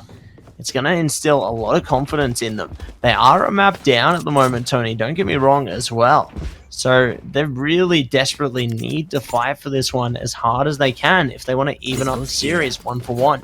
Then we'll be heading into map number 3 if it does go the full distance in the icebox. So Honey Badgers definitely trying to play for that outcome, but if Trident manage to come back here, we might just end it all here and now. Here we go though, Tony. We're getting into the pistol. Pistol of the utmost importance. Honey Badgers, they find this, that's double digits, that Spectres into potentially 11th, 12th before you know it, Matt. Trident, they don't want to think about that possibility. They want to think about the here and now. They want to think, how do they take this A site? Oxy tucked in the corner. Great flash from a teammate. Suave to find one on the wally, and they're just double swinging it, taking it as it comes. Blessed will fall. Mazahong able to trade it back, but still losing 2 members early. Not what you want to see from Trident. Mazahong will be backing it off. Howie has found an inkling potentially towards the C side, but Milky tucking that smoke. Autumn in the corner to cover his teammate. Trying to, once again, they forced 2 various positions. Mazahong over to mid, looking for another kill. Finds Jelly D, just walks it up. B3. The rest of them are looking to go to C. Milky tucked in that corner onto flat. So the Prowler out. They have spotted it. Paranoia for Milky. Teleport back to site. Needs to get to safety. Needs to isolate Duel, but Howie's hitting shots. Side take is going down. The spike doesn't. Foxy walks with that smoke. It almost does. A miracle. Miracles happen though for Trident. 4th on the board. No double digits for Honey Badgers. No double digits for now. We'll see how it all plays out heading forward, though. This is a great start for Trident because that pistol round was imperative towards a nice chance at recovery. Obviously, having Honey Badgers one round away from double digits could be a bit scary, but Trident at least might be able to close that gap a little bit here. Looks like Honey Badgers early on, though, playing very aggressively here. Good catch. Mazuong opens it up there. Nice trade from Autumn, though. Traded straight back, it would seem. Oh, nice placement from Jelly D there, finding 2 out of it. What is happening right now, Tony? It's turned into a 2v2 out of nowhere. This is getting dangerously close. Oh, Milky. No, don't do it to him. Oh, Milky's on the flank. Trident, they've got no idea, though. They might have an inkling. They might need to play it safe. Howie. Oh! Not now, not right when Trident need it most. Milky finds the shot, and all of a sudden, Jelly D might have just pulled a rabbit out of the hat for Honey Badgers. It's Calamari into the 1v2. Cloxy half HP, Milky extremely low. Does he play it? Calamari's just going to have to go for the swing. The spray down's good. The clutch. Calamari doesn't lose those these time. 5-9 going to score line. Calamari. You have to feel, Matt, he doesn't need to be in that situation. Howie, a little bit of overestimation. Honey Badgers, they've got guns now. Trident, they don't have much. Fortunately, don't have much gas in the tank there, but still might be able to find some heading forward here.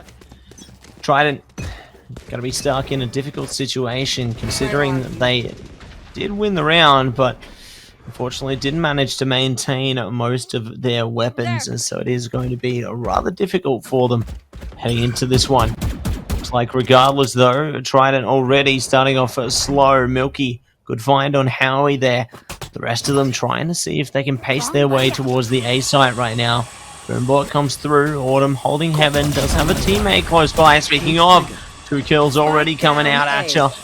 Autumn desperately trying to find the rest of them. They do actually get caught in the end. So nice retaliation from Mazuhong. I don't know if it's going to be enough though, Tony. I don't know if it's going to be enough though. Actually able to find the shot to Cloxy. And you can see, I was just about to say, Calamari stuck into that smoke. It kind of helps him out more than it does Milky.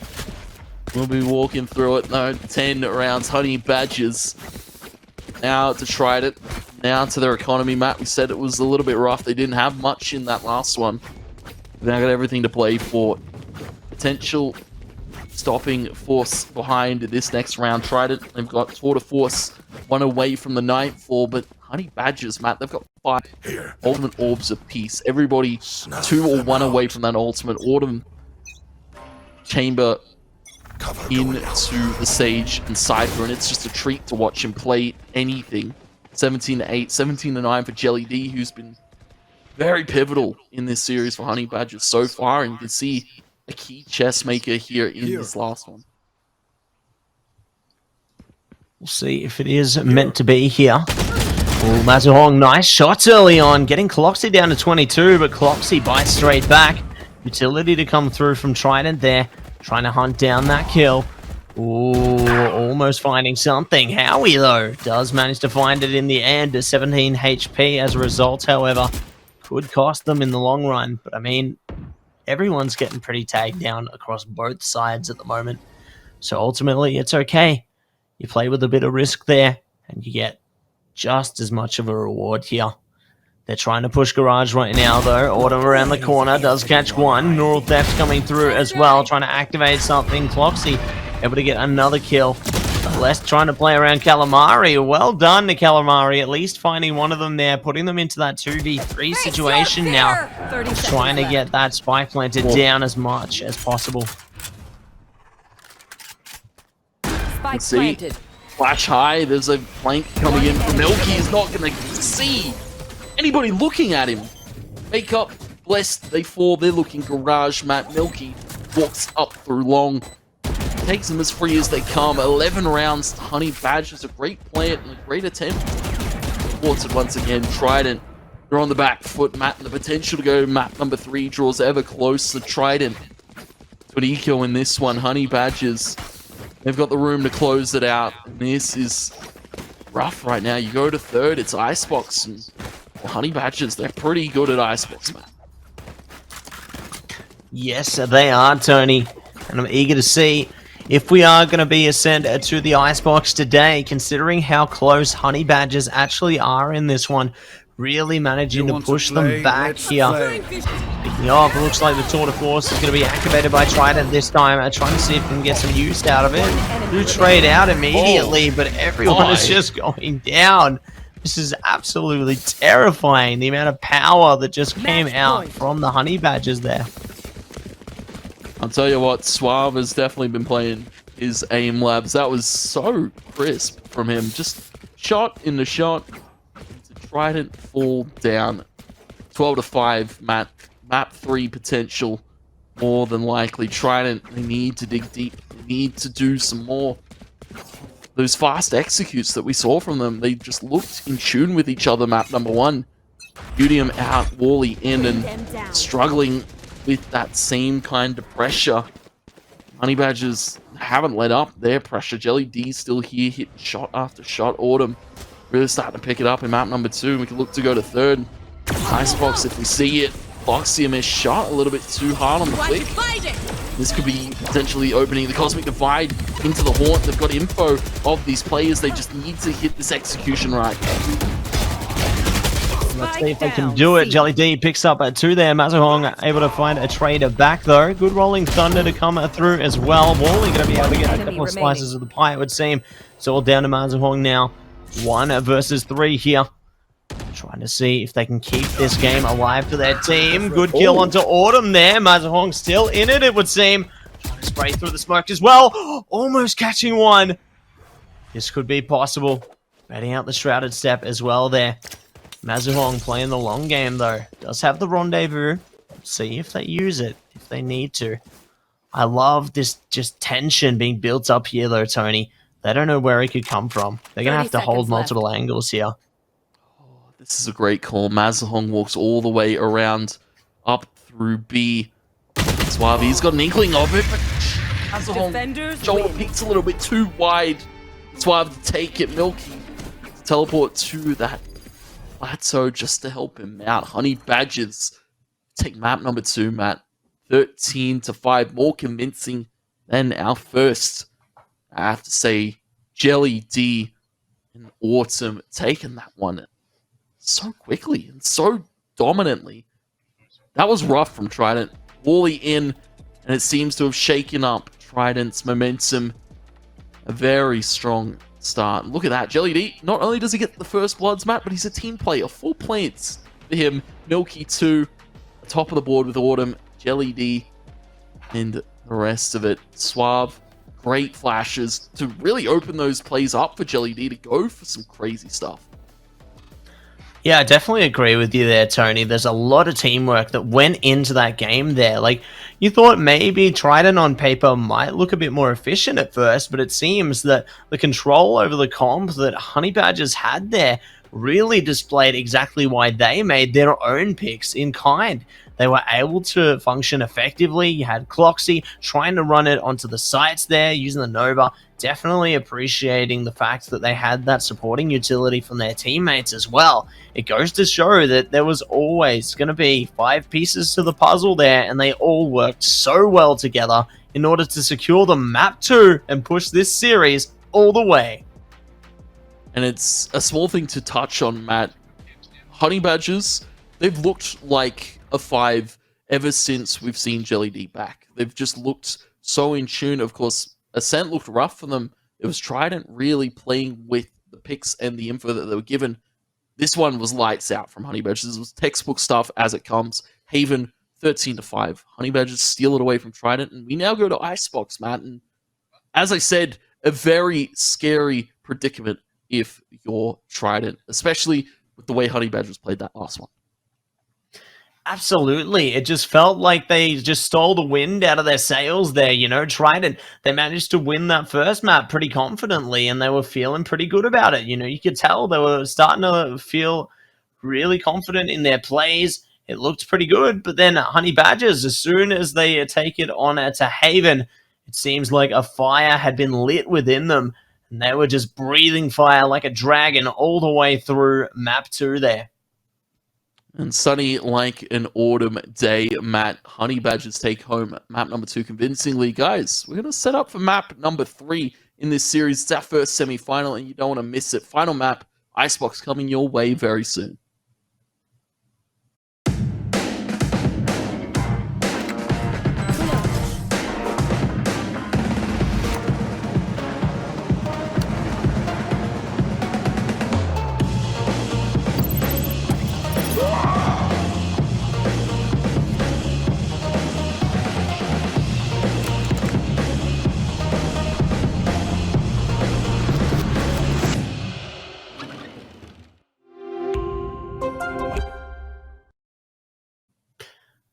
Welcome everybody to the XP Valorant Open Series 2 here. My name is Matsy, coming to you live once again with 2 Tap Tony. And my word, Tony, it's our first semi-final series here, and we're already going all 3 maps.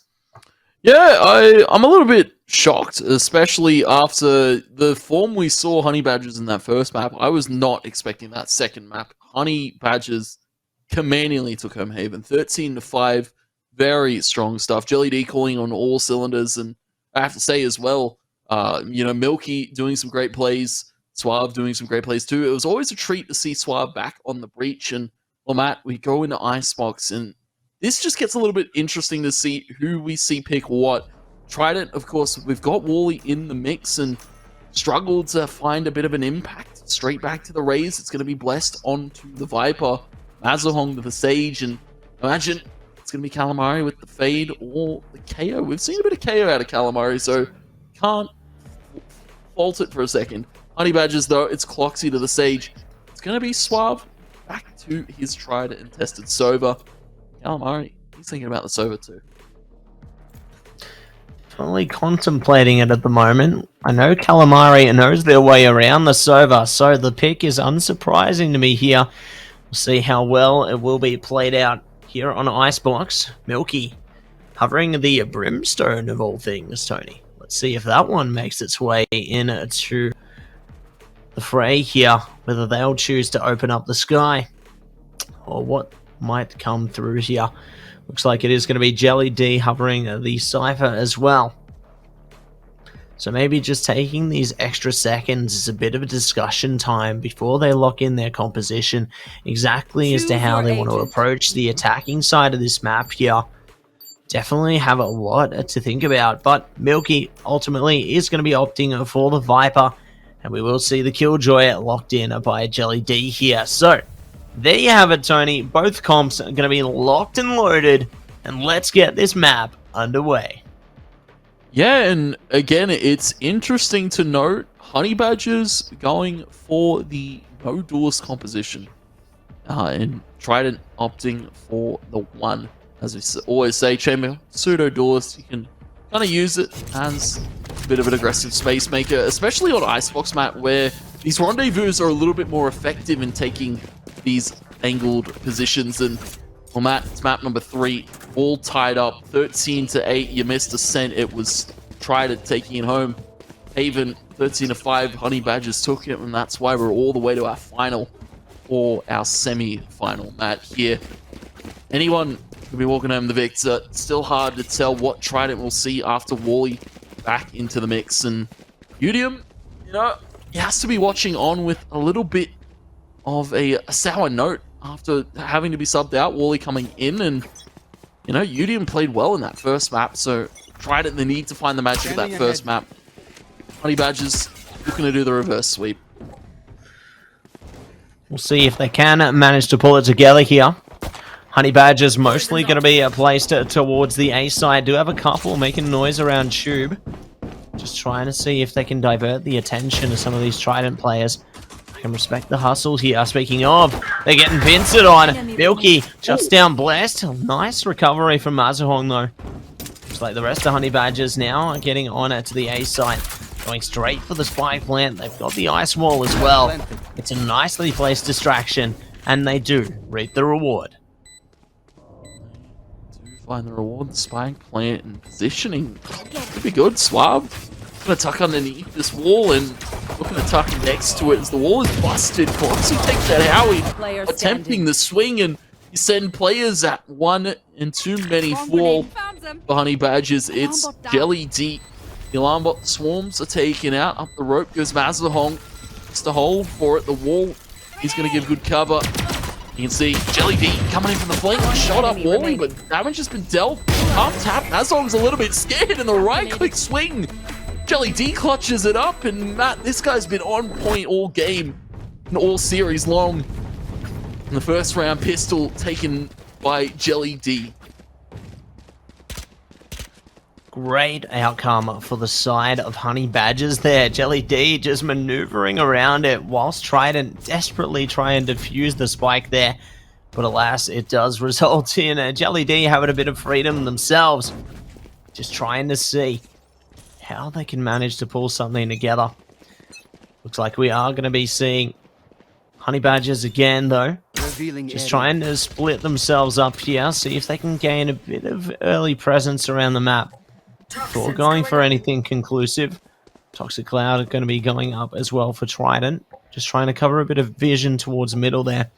Definitely does benefit them because Mazahong and Co can at least hide behind it. Looks like Honey Badgers now, though, opting to fall off towards that A site. Looking to clear out the angles before going for anything here. They've only got one defender to worry about for the moment. And they're playing closely towards the middle. We'll see if they do realize this and go straight for the spike plant. It looks like they're already getting in position. Yeah, Milky planning for up top. Honey Badgers just have all the space to work with. The Cloxy, wall to screens. Nothing Trident can do. Do have guns to work with, though. Gonna go back into the site full force. The wall is broken. Mazahong just walks out onto an already ready Jelly D, but Howie shots back with the headhunter. Sue evens it up. Jelly D is back to Honey Badger's favor. Shots come out. Swab to Calamari looking to do the unthinkable. 1v1 against Autumn. Marshall is up. Plant is good. And the peak comes through. The Marshall shot misses. Autumn just gonna able to be holding the line, hold the headshot angle. Autumn finds it, buries Calamari in the trees. Second round, Honey Badgers.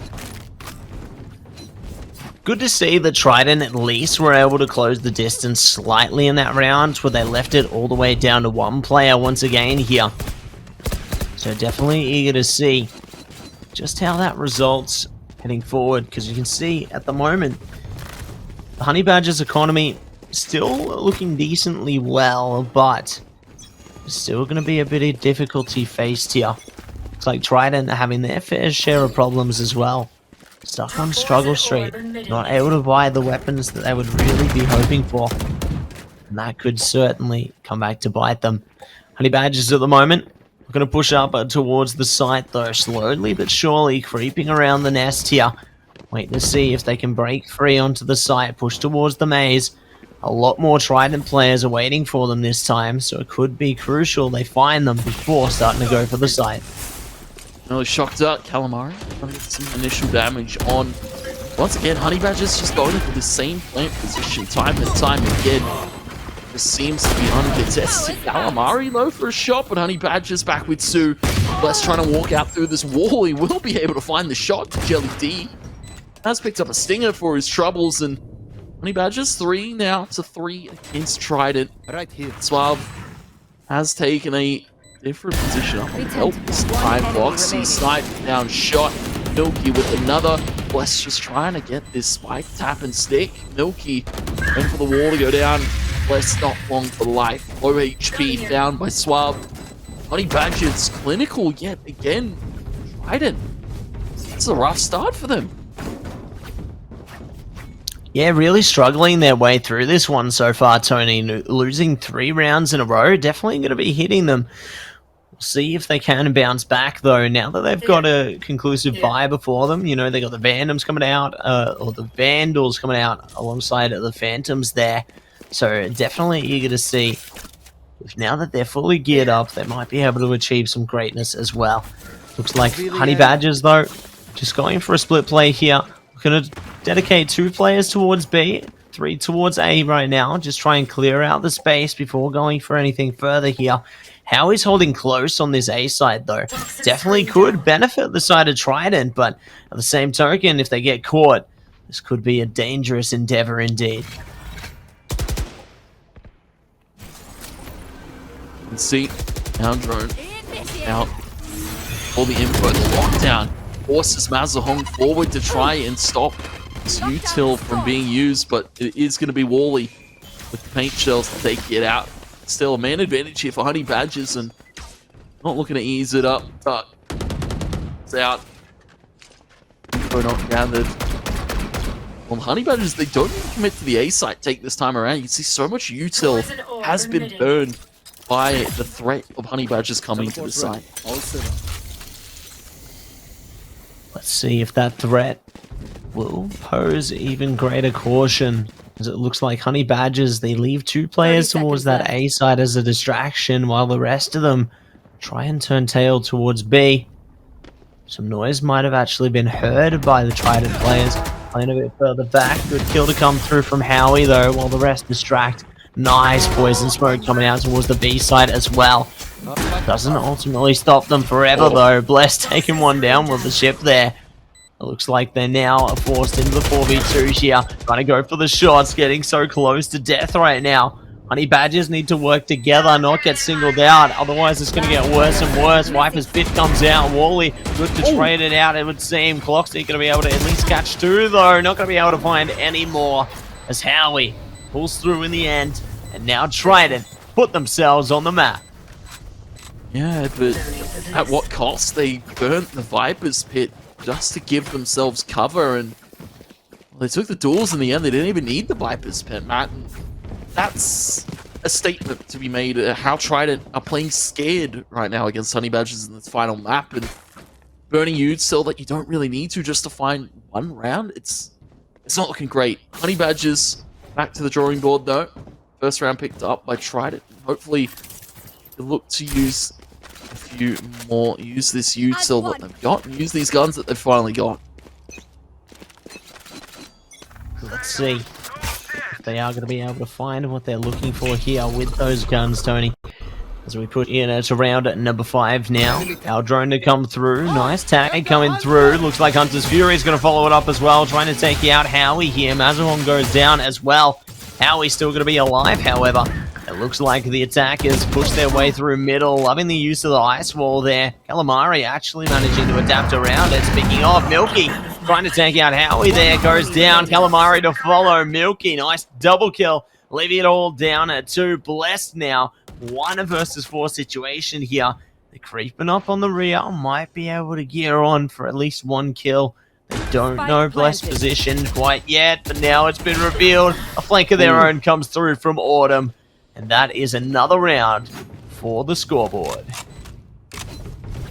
Yeah, Honey Badgers, you know, they gave 1 up, tried it, but they're still looking on top of things. You can see it is starting to be a rough one. This is why we had Honey Badgers pegged as a great team on Icebox, and Milky, a little bit quiet in the first game of the series, started to show some signs of life in the second, coming into fruition in this third. Suave as well, on top of the board. Both players that, you know, we haven't spoken too much about in this series overall, Matt. It's been Milky and Suave, the util players here for Honey Badgers, getting a lot done. Certainly getting a lot done at the moment, and it looks like we are going to be seeing Wally get something done. Good trade to come through from Jelly D, though. 2-fold now. Oh, it's a hat trick, Tony. Jelly D doing so much for Honey Badgers right now. Coming away with the ultimate orb as well. They got lockdown available if they need it, but at this point in the round, they're just a smooth sailing. Going to be able to go for a spike plan and maybe even much, much more. Smooth like butter. Jelly D, top of the site here. Great position. Being held with a teammate. Blessed. Cautious of the flank.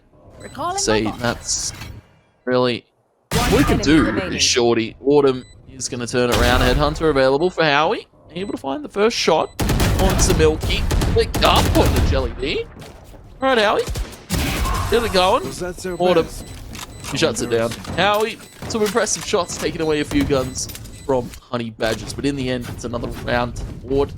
Not too much economy really to be broken. You still see so much in the back pockets of Honey Badgers. They're rich at all the side of Trident, yet again struggling to find a stabilizing point right now. You can see Ultimates online, Hunter's Fury, Showstopper, and the Resurrection, but Honey Badgers got one more. Lockdown, Viper's Pit, Tour de Force here for Autumn. The rest for Cloxy.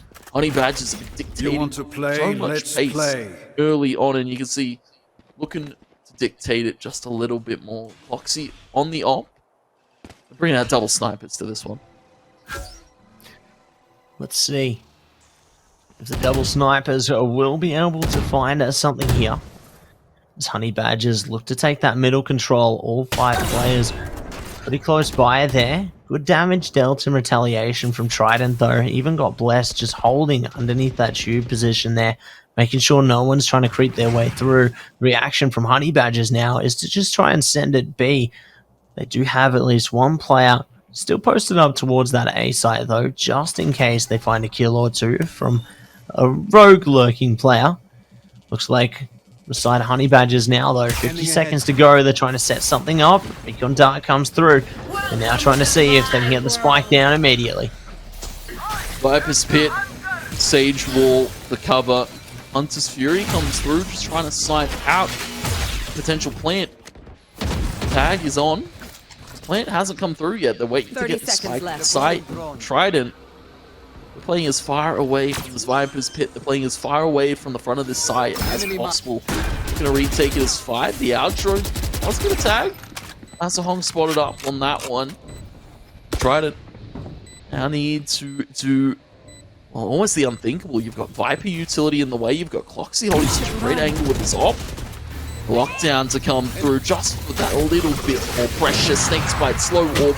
Blessed isn't getting out alive. The combo of the util. Honey Badgers are on point. Cloxy with a shot to Howie and looking for a little bit more just to spice it up. Not even the half. Tap Mazahom goes in to find Jelly D. The wall goes up, but as soon as it goes, Mazahom's able to stick it. There's so much util in play, and there's so much kills happening for Honey Badgers. But Mazahom finds the defuse. I can't believe they just pulled a fast one on him just like that, Tony. With all the chaos that was happening, all the calamity around the site, Mazahong just says, nah, let's send it. Take advantage of the fact that the spike got ticked down to that halfway point by their teammate before they were taken out by the snakebite there. And then they managed to pull through with the other half in the end. Great outcome for Trident, at least getting another score on the board, but their economy definitely not feeling it in this one. Regardless though, see if they can pull through with a little more in this one. It looks like it's already very dangerous as 2 players already go down towards this A site. That's the way to answer back, Matt. They got absolutely bamboozled in that last one, but Honey Badgers aren't slipping this time. Flawless execute to the A site, finds 4 players gone. Bless looking for the flank. Autumn to take it yet again. Flawless 6 for Honey Badgers. Tried it. That was their one stepping stone. That was their time to really run away with the rounds. Honey Badgers back on point. Only 2 to Trident's name. On the defense side of Icebox, Honey Badgers. It's Jelly D leading the charge again, Matt, and he's not playing a util aggressive kind of playmaker. He's playing Killjoy, the Sentinel. Yeah, it does have a bit of flexibility with the utility for their team, but obviously seems that even with less opening abilities there, they are able to maneuver around it and get the kills regardless, just like they did then. Jelly D opening it up for their team, looking to lead the charge once again here. They've got the Nano Swarm available as well, just to clear out some angles, pushing out those alarm boards, just trying to see exactly what they can discover before heading onto the side here. But that opening that they found already has done wonders for their team. Aldo has found Minch. He'll take a mile. Jelly D and Milky. All 4 showstoppers pop, spikes down, and now all of a sudden Honey Badgers are put on the back foot for the first time this game. Cloxy stuck posted with the pop. And you see the spike is out in the middle of the site. The resurrection to come through. Keeping everybody alive is what Trident are after right now. They want these guns. They want these future advantages that these guns will provide. But Wally, not an angle you want to be peeking against the Headhunter, and aptly named finds the shot. 30 seconds to now retrieve the spike in Autumn. Foxy still need to pull off something crazy. Some craziness will come up through here. It looks like Howie finds them all in the end. 6 kills in the round. My gosh, Tony. You try and bring them back, but they just go down again. Exactly what Trident needed in order to reinvigorate their spirits here. The ace +1, I feel Howie's going to be pretty spirited after such a trouncing of a half to start from Honey Badgers. That goes to 3-6. Howie on the up, and it's an interesting thing to note though, Matt. Howie with that ace, 13-7, still top of the board, and nobody really close to that double-digit mark. You see single digits for Blessed, Azahong, Calamari, and Wally. Whereas Honey Badgers very even across the board. Our drone comes out. Honey Badgers looking to scout for some early info. Scouting for that early info. Gonna see if they can push towards the B site right now. Mazong doing good with the slow orbs there. Gets met with a shock dart and a bit more. Good wall to come up though. He's gonna be shot straight down. Cloxy and Co trying to push through there. Cloxy finds 2 kills now. Great way to tear open the B site. They don't know what could be around the corners, but Trident is still so far away here. Honey Badgers need to realize their own freedom. Yeah, Honey Badgers, room to work with. The wall goes up. Both of them. Toxic wall and the Sage barrier wall. The slow orb middle of the site. Calamari can't make his way through that position. We'll be looking to ping out a dart, though, towards the back of Yellow, and it doesn't get shot out. It gives info. Calamari, there's 3 players, and there it is, the paint shells. Doing so much damage there, and amplifying the pressure for this retake. But Honey Badgers, they still have 4 alive, despite them all being scouted by that dart. Calamari needs to make way out. Full floor to Suave. Howie is looking to save this off for a future day. Take away a player in the process. Now, no. Howie's towards mid. They can look to rush him in just a second. Now he's not careful. Spike will go off. Attackers win the round. 7 to Honey Badgers in this first half of this final map. Semi-final match. Honey Badgers have come to play after what we saw was an astounding performance out of Trident in the first map. They are so dead. Yeah, it's been really strugglesome all the way forward since. I don't know what changed in them, Tony. Like, they started off so well, but ultimately it seems that changing the team dynamic may have led to their undoing, but needless to say, they've still got chances yet. This is only the first half. You know, it's still possible that Trident do have a chance to manage to run it back here. So don't count them out just yet. But regardless, good start already from Howie there. Making use of the tour de force. Nice catch through middle. Does settle the score slightly. Honey Badgers now, though, looking to run it down B. Do have 1 player lurking A as well to make a bit of noise. Ultimately, B site is the place to be right now. Are going to be met with the Viper's Pit, though, so might not be able to get a plan through that one. Looks like they are opting to hesitate, fall back towards their spawn, and reconsider their options. Maybe they push through middle or just send it straight towards the A side here. We're going to go towards the A side, maybe a split potentially. Howie now will be put under the test. It fires off a few too many shots. He's a little bit shaky right now. He's able to pick up 1. The attack dealt back. Trident, they've got 2 men advantage. Make it 3. Howie has found 3. Jelly D looking to walk up to the kitchen. Now he's scoped in. The trademark has been triggered. He's got a 2 points of HP map, but still such a menacing presence being felt in that kitchen. Autumn looking for a player, looking to swing lower mid just to lurk out here. The positioning of Trident's great. The drop down from Jelly D to go for the swing. Autumn has spotted it, trades it back, but still More HP, 10 seconds to get to the site, and Blessed plays outside of the Viper's pit. Smart call. Secure Trident that fourth. Last round before the switch. Last round before the switch here. Great outcome for Trident, at least managing to take a fourth round here. They need as many rounds as possible heading forward, but at the bare minimum, ending it on a 4-8 perhaps isn't the worst thing. 5-7, even better. Their only chance at it now, though, is to make greatness happen here in the last round of the half. They have 0 ultimates to play with, by the way, so this one truly is going to be a doozy for them. Whereas their competitors in Honey Badgers, they got a lockdown, and you know they're going to rely on that if they need to. Oh, absolutely. Lockdown, such a threatening presence at taking this A site, but not if this Trident player is playing up in front. Here you see Operator out for Calamari, taking aggressive position on this pipe, looking to take a shot through, but overswings. And Suave to take it out. This is where Honey Badger's going to execute now. The lockdown put in play. Wally needs to walk out. So does his teammate.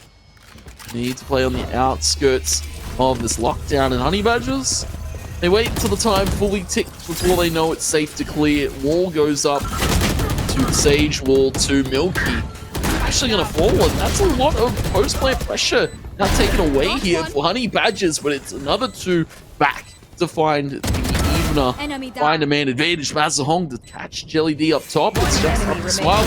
Now out in the opener, time for Pipe, and Lick in Swab, and clean and sweet. Honey Badgers find 8. Swab with a 4K to close. Great outcome there for Suave, taking away the 4K towards the end of the round. It was looking like it could have gone either way, but having Suave pull through for their team towards the end, definitely going to boost up their morale heading into this second half here. And we'll see how it all plays out for them as we do head in to the second half right now. Honey Badgers on the defense this time. Trident now looking to attack with their full force. Let's see if this perhaps plays out a little differently, considering there is a bit of a difference in agents coming out across both teams. Trident don't have a lockdown to rely on, but they certainly have plenty of other things that they can rely on. Yeah, my eyes to Wally. We had such a standout performance from him the last series we saw him in. It's a little bit underwhelming so far. You know what Wally's capable of. Trident playing for this push. Honey Badgers getting a little bit antsy early on over towards B main, trying to catch Trident out. And great default means that now Trident can look to send their attention towards this ace site. Not if Jelly D's still here. Wally with a right click classic to get it. And Howie just on this lurk, taking apart Badgers piece by piece. Autumn finally finds it. Spike will go up top. Trident this time on the attacking side, going to be planting it in the same spot. Spike goes down now. Honey Badgers can be heard trying to make their way to the site now. Good recon dart to come through there. Ooh, good spot coming through from Calamari as well. Trying their best to do something. Mazahong are going to be able to take out Cloxy. Autumn, last man standing now, and Calamari will be able to pull through with the kill in the end there. So well played by Trident. They bounce back. It's a team ace across the board. Right here. Trident get it done as all 5, and I have to say, again, still Howie performing absolutely pivotal. 18-10. Wally's starting to get up there, and Trident, they're starting to build the stepping stones. They're starting to find the building blocks to success here. But they need to keep rounds like that going. 2 Bulldogs, 3 Spectres. Trident, they also want to keep hold of these guns, man. Even if they were to lose this round, the guns would be more of a disarray. For you. Round number 2 of this second half, though. We do see Honey Badgers playing a few close angles towards the middle at the moment, dedicating a few towards the tube right now. Good spot coming through. Autumn, lovely trade there. Going to be able to shut down Blessed almost immediately. Now pushing us into the 4-on-4. And Trident, all the guns and all the info. Over towards the A site they go. Nobody from Honey Badgers is anywhere near. They've got 2 over at B, 2 holding mid. Just gonna have to play the read, take Mazong to clear the turret out. Bombot clear out the rest of the site. Howie able to find Jelly D before his teammates are even here to help. Spike planted. Buddy next door. Classic in hand. Honey Badgers gone for this retake with very limited weaponry in their arsenal. You can see Wally takes out Cloxy. Suave to go for the swing, and it's just one player. It's Autumn for the Sheriff. The Sheriff's out for a coffee. Howie takes him. 6 rounds to Trident. Seems the scales begin to tip, Tony. More and more could be favoring Trident here. We could be seeing complete balance if the scoreline does end up being 8-8 or anything of equality here. Forward. But both teams got a decent amount of weapons heading into this next one. Trident obviously having some Bulldogs might support them more than the Spectres, but it's yet to be tested here. Trident already opt to push straight through middle, taking a bit of damage on their way through though. Honey Badgers know what's coming. They'll be able to prepare for this one accordingly. We'll see if they are going to be able to do so efficiently though. As it looks like Calamari ready to creep the corner. Autumn tries to go for the shots, does miss. Blessed, nicely done to get the trade there. Autumn goes down. Another one is found though, and it seems Honey Badgers take advantage of this one even more so. Leaving it all down to Blessed now, overwhelmed. And there it is, Tony. Honey Badgers, they come back. Honey Badgers, they bounce back, man. It's currently a dominant lead, 3 rounds now. Finally being found. Trident, they found themselves 2 after such a struggling half. And again, Howie, 20 kills still, Matt. But Honey Badgers, with guns, they get it. And they find themselves the pressure needed. Trident, need to see some sort of magic. We need to see a flawless execute. Honey Badgers really start to find closing rounds here. 10 gets scary. Wally is a dart on the back wall. Decides to tap it out. Suave is getting aggressive. Once he sees how he plays that teleport. And look to pop it out. It's just a trademark. It's not even a rendezvous. Cloxy's the one up top. Ample amount of pressure, and it's 3 from Cloxy. That's more than enough from the Sage Battle Mage coming through here for Honey Badgers. And you see 2 players quickly to come to this flank. Suave just needs to hold these 2 Trident players in place. The ample amount of pressure is on Jelly D to find Mazuhong. And he's Blessed. Now, 1v3. Swarm on top. An alarm placed. Blessed. How does he do it? Honey Badgers, they're holding mid. Not really a position to walk out and rotate through. Some shots come through, but Jelly D missing those ones gives Blessed the opening now to move towards this B site. Toxins going up. Let's see if Blessed can do anything with it here. Slowly but surely creeping their way up through middle. 30 seconds Could left. be watched on their way through. They are. Milky goes down though. Nice start there for Blessed. Still have another one to deal with. And they will be dropped down just as quickly as they thought they could bring themselves up. So, Honey Badgers take double digits now. 6-10. And Trident are down to an eco. Trident down to an eco, and well, if you're a Honey Badgers fan, this is the rounds you like to see. Jelly D still at top of the board. One away from the lockdown, 2 great defensive ultimate. We've seen it used very aggressively, but it's more about how you place it in these crucial rounds. Trident, a crucial round now in play, and they're stuck with only pistols. Alarm swarm placed. Trident, we got Blessed up through tube. This is a cheeky angle that they've managed to manage here. We'll see if they can push forward with it a little more though. Calamari goes down. Others could soon follow. Mazuhong goes down with Wally. It's all down to Howie and Blessed. And Blessed goes as well. They had so much potential there, but alas, the aggression from Honey Badgers does allow them to crash past them. not allowing Trident to do anything they wanted to attempt there. And nothing going Trident's way right now, and this is the moments where the IGL role is the most difficult. You can see that Howie, he's doing a lot right, but not a lot's going right for Trident overall. The rounds just aren't seeming to come their way. Honey Badgers 2 away, closing this series in a reverse sweep fashion. And you can see playing as aggressive as possible. Autumn just trying to put the pressure on with the fact that he can rendezvous out Snakes by in the poison orb. Gives Milky so much cover.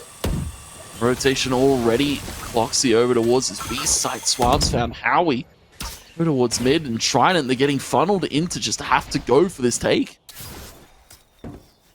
Let's see if they can pull it off. Yeah, Cloxy already kicking off with a bang with the operator there. The rest of Trident now hesitating.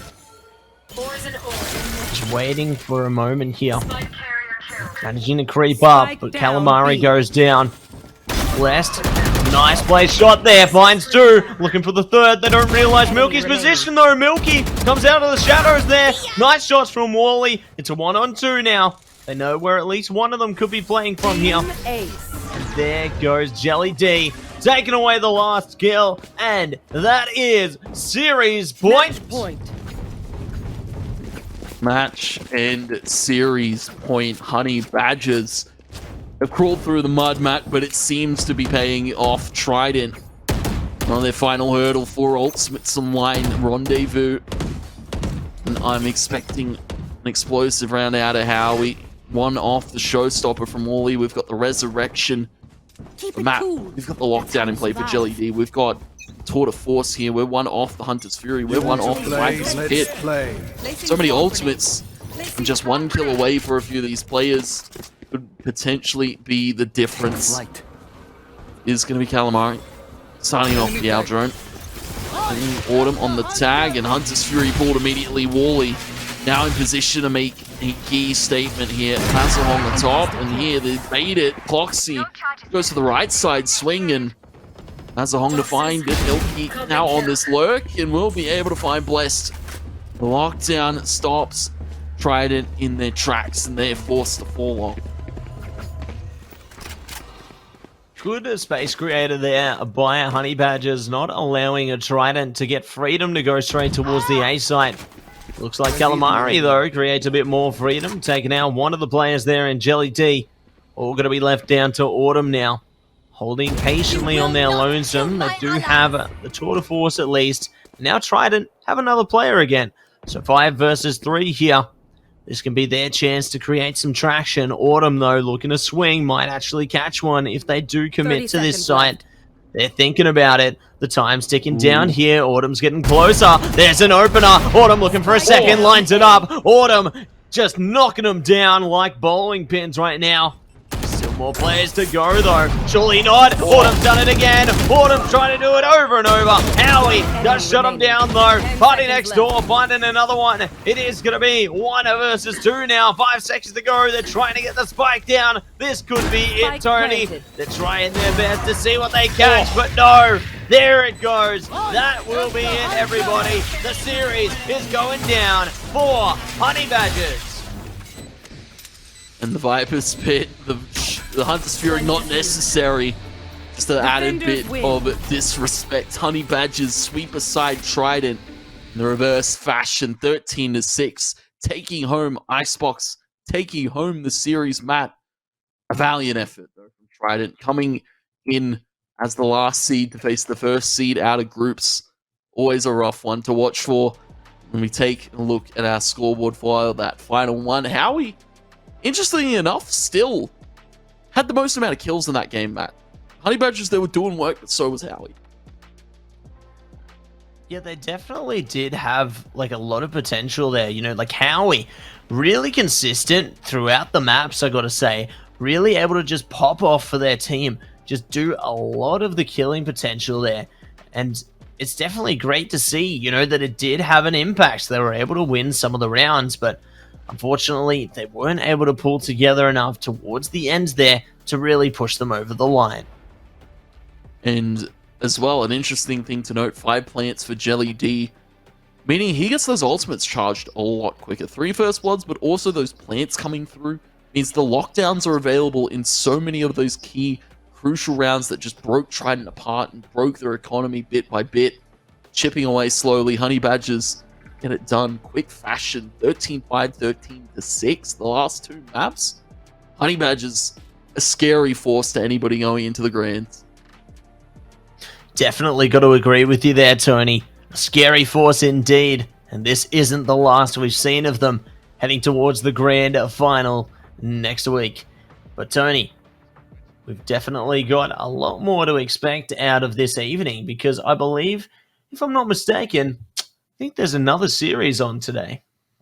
Yeah, there definitely is another series to happen. It's Gym Fan Club versus Rain, Matt, but we're going to take a quick breather. We're going to take a quick second to get into that one. Guys, we won't be long. We'll be back in just a moment. It is Rain versus Gym Fan Club for your second semi-final.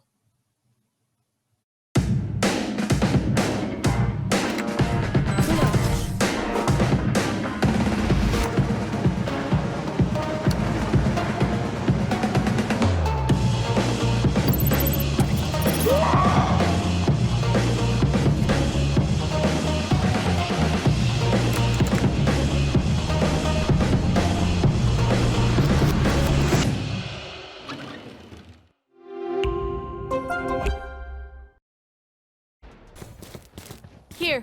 Welcome, ladies and gentlemen. We're back. Semi-final number 2, Rain versus Gym Fan Club, and we're straight into the action. And you can see One Joe enemy Pins, remaining. beautiful picks there, but Mike able to trade it back. Rain have the spike plant. Gym Fan Club, sorry, Rain. They've only got one player. It's enemy my remaining. shoot. We're gonna tap some shots for the Sheriff. Traded it back to Mike.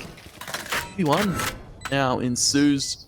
Strong lead for Gym Fan Club, and it's up to Mercer to keep a hold of it. My shooter wrap around the back side of the site, looking to clear every angle is my shoot. He has no idea where Mercer could be. Spike is picking it rapidly.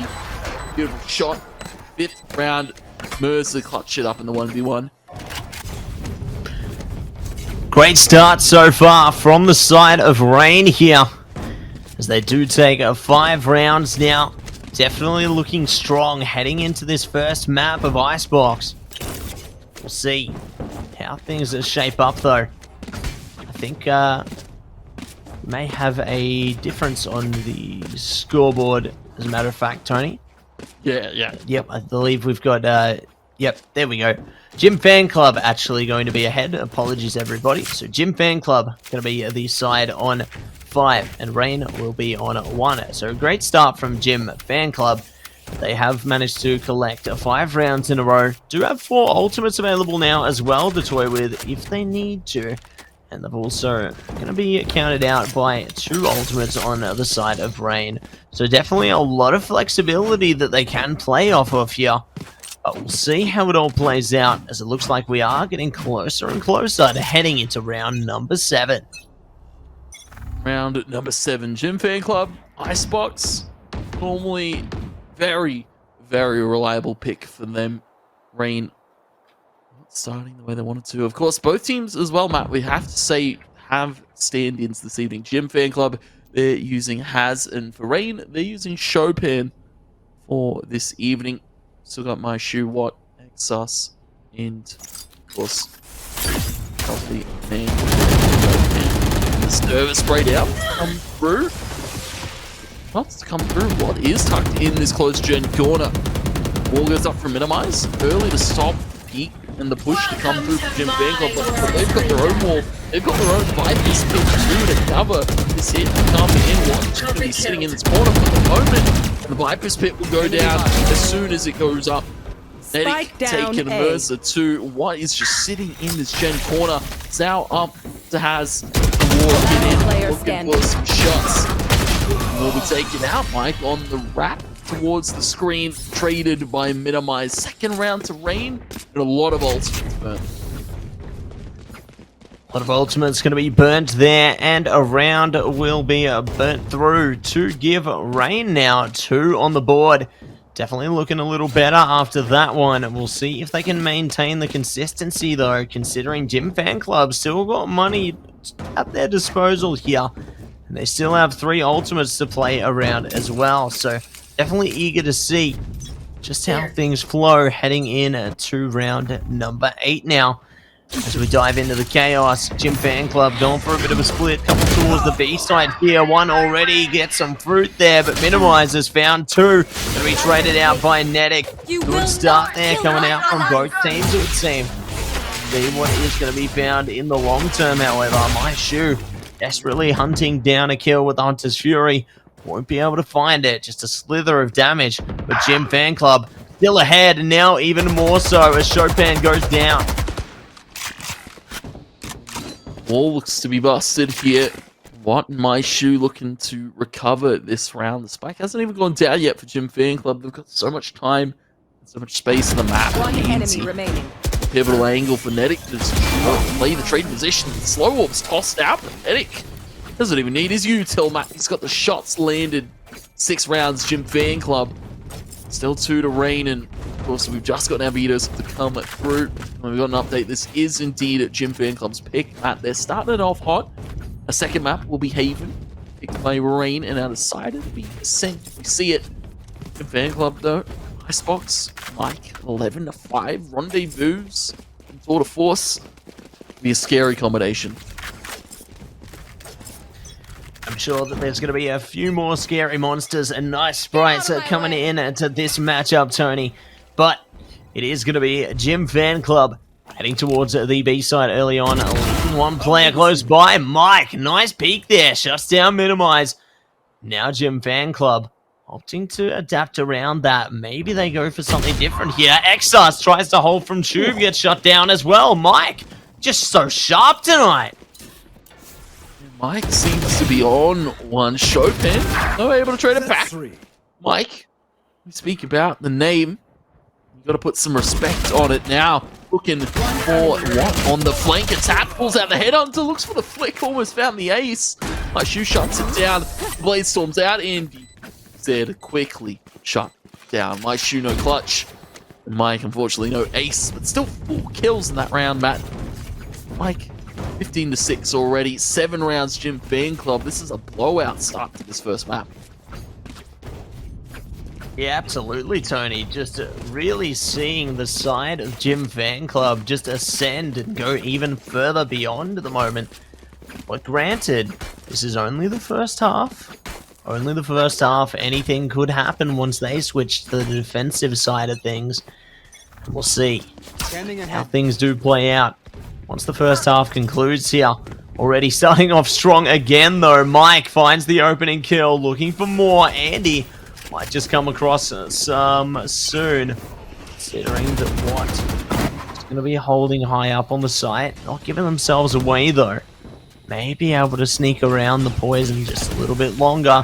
Mirza, though, spots the gun barrel. There it goes. Nice kill coming through there. What gets exposed, finds one, but does get shut down alongside it. Exas trying to see if they can counter them out. Gets dealt with accordingly, and that will be number 8 for Jim Fan Club. Number 8, Jim Fan Club, and a great rap, I have to say. Not one that Rain were expecting, and Matt, that's not a thing we say lightly. Rain are normally always expecting of the unexpected, especially with a roster of their experienced caliber. It's not every day you see them getting caught out. Jim Fan Club seem to be playing very loose right now, and Rain, just nothing seems to be going right.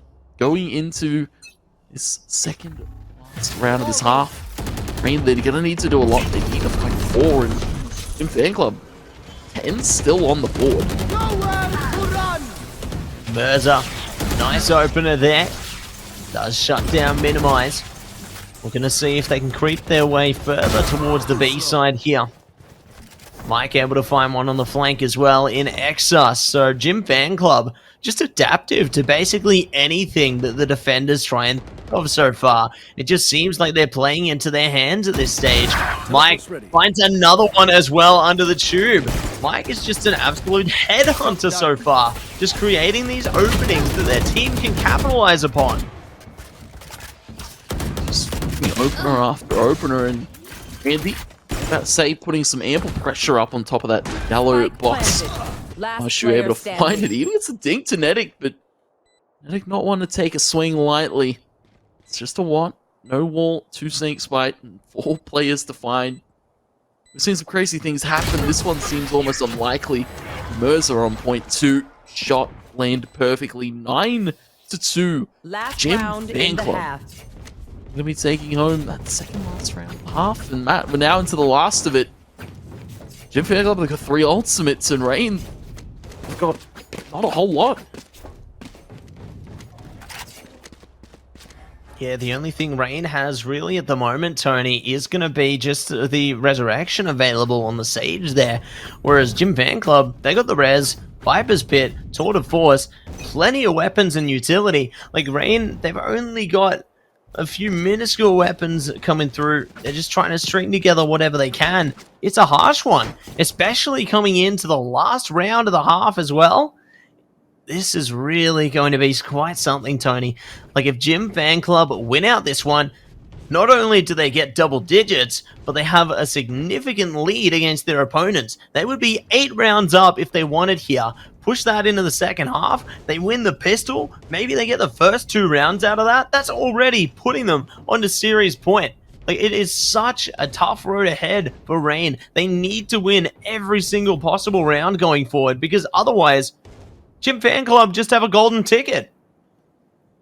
Yeah, this is very interesting to note too. Jim Fan Club finished at the bottom of the group with, Rain, no. Jim Fan Club finished second, Matt. Not what we were expecting after, it's a roster that's come together off the back of a few rosters disbanding. We saw Mercer over in Bonkers for a little bit. We saw Andy over in, of course, that Fun Crew roster for a little bit. We saw Mike over in that Mind Freak roster before they disbanded, and it's Jim Fan Club all coming together with solid members from different rosters. Mercer, we always speak, very individually smart player. Mike as well has been absolutely turning heads as of late, and Matt, we're back into the round. Final of the half, Jim Fan Club in a convincing position to take 10, and or Rain right now, it's not looking great. Mike already starting it off with a quick pick to Watt over on the tube, over on the generator. Moses just walked out the side, almost finding Chopin, but Chopin pulls the trigger a little bit quicker. Anti is being a menace towards the top of the tube, and Mike is still here. All of a sudden, Matt, Jim Fan Club get evened up, and then they even it back. 2-member advantage. Res found Exus. Finds Harry underneath the tube, and now just last player standing. Exus is going to expect Mike's already through kitchen. And quick and done, and it's all she wrote. It's end Jim Fan Club. Great outcome for Jim Fan Club towards the end there. It looked like maybe Rain might have a slither of a chance heading towards the later stages there, but alas, Jim Fan Club managed to band together, settle the score, go above and beyond once again here. Things are certainly looking positive for them. Heading towards this pistol round, it is going to be imperative for Rain, though, that they take this one, because if they don't, and it's like I was talking about earlier, Jim Fan Club, they get the golden ticket. Smooth sailing towards a potential map point. You can see Rain now to the attack, Jim Fan Club to the defense, and it doesn't feel like a Jim Fan Club defense, especially with these aggressive positions being taken. You saw Andy underneath tube, peeking mid. Early wall for Mercer. Toxin screen down. Counter wall from Rain. The potential bees on the guards. Wall comes out as the snake spike goes down. Rain looking to go over the top of it. Minimize. Trying to get the top of sight. Nothing. Again for Rain. They rotate out, and so can Jim Fan Club. That wall prime position to allow a plant to come through, but Fan Club, they're already there. They're already ready to go, and rotate to A. Jim Fan Club now have to play for the retake. They've given control of the site. See how long they can hold on to that control, though. Plant goes down here. Rain down 1 member. Please settle it down. Now take one of their own here. Things looking good for Rain at the moment. Couple of members tagged down, though. They need to fight desperately together here. Andy pushing in, finds one. Almost good for the Nest player, but will be traded back. Now going to be the 1-on-3 for Mike here. Mike switches the weapon and goes down. So Rain, they do manage to push through it. take away a desperately needed round in their favor. Now there's a good chance, Tony. Now they can fight for their recovery. Yeah, it's going to be a long road to recovery, though, for Rain. See buys coming through, Vandals, light shields. They want to get those guns out, Matt. They need the guns right now, because for Jim Fan Club, not feeling too much pressure going into these next few rounds. As you said, they found 10. They're very close to closing it out. 13, the magic number. 12, take us to it. Flick comes in, quick shot. Tags up a Rain player. That's the beauty of the chamber, and that's the beauty of Mike on the chamber. Able to take such aggressive spacing and then just fall back scot-free like nothing ever happened. Something is happening. It's an A-site take here for Rain. Everybody locked on the other side of this wall. Minimize. He's going to drop his gun. Shot in from Harry. Chopin, what to cover it? Nobody's going to be picking up that Vandal without meeting a Rain player first. They can manage it here. Chopin takes out Mike. Great start there for Rain. All down to Harry now. 1 versus 4 situation here. Harry tries to push through the gap in the stairs there on the railing, but Watt is able to push it out. Takeaway number 4 for Rain now. And let's see how the tables might turn, as now both teams, they're looking pretty equal. They both have those rifles available to them, and this could be a time for revenge. Time for revenge. Early Viper Wall. For what? This is across the A site. They want to take A, and that's already told here to Jim Fan Club. Normally you want to keep that wall and wait for the time to go for the execute, but they just tell it straight away to Jim Fan Club. You're like, alright, we have so much confidence that we can just go A. Viper Wall out. What falls back, netting to find the opening shot. Spike out in the open. Not by Jim Fan Club. Chopin pinged on the dart. Revealed info over. Andy to find another to Watt on this mid lurk. With that Viper Wall, they've got no cover now to take this side. Jim Fan Club with their own wall, they've got so much cover to hold it down. Cover looking good so far. We'll see if they can manage to keep it in their favor, because Mike is managing to go on a little bit of a mission. Pushing up quite closely towards the attacker spawn here. If they push towards that B side directly, they may be met with a nasty surprise. Looks like they could be pushed towards that position. Mike's waiting like a shark, hearing its prey nearby. Mike goes, takes down one, trying to swing onto another. Mike gets it. Mike, surely not. Then drops his gun, gone for another. Mike pulls through with a 3K, Tony, taking 11 for Jim Fan Club. Matt, normally we don't get to see fake flashes with pistols.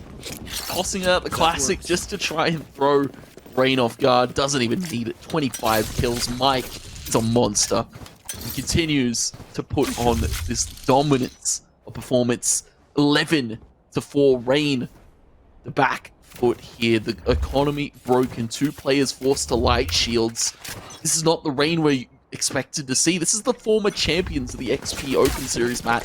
And they're being put in their place by a new blood, Jim Fan Club. In the semi-finals, the first map they pick, and it's going all their way right now. All going their way, and we'll see if it continues to go their way as Rain goes straight for the plant. Mirza goes down. A great start there for Chopin. 5 versus 4 for the retake this time. Rain could spot another one. Nedic's gun barrel spotted there. Mike's back though. There comes Mike, just like a Mike Myers from Halloween. Hunting down their victims, one after the other. Looking to see what else they can get out of this one.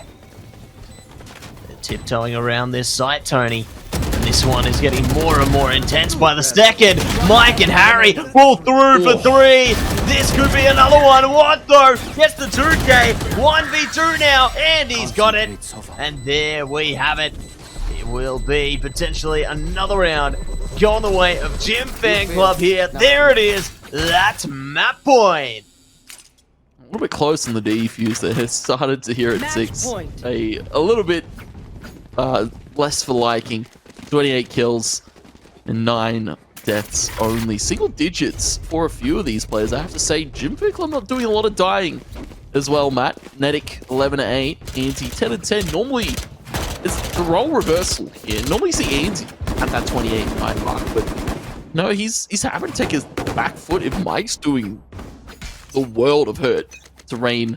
And you can see the world of hurt to their economy. 2 Bulldogs, 1 Bucky, a Spectre, anything they can bring out to this final one. And you can see Andy's just dashing forward, baiting and playing a key role here for Mike to just take such high space across the board here. You will not kill my He's ally. going to teleport out. They have the Resurrection. Rain have 5 members to take this site. They've got the Viper's Pit. Gym Fan Club, they're already here. It's 4 players, 3 atop of this B site. I don't think this plan's going to happen without an answer. They're really going to need to find one desperately here, Tony. 4v4, Mirza finds Chopin there. Now down to 3. Good shot coming through with a Bucky, though, from 1. Mirza. Oh, the foot spot there. They don't get the kill out of it, though. Mirza actually has crumbled there, leaving it down to the 2-on-3 now. I thought it would be possible for Mirza, but no.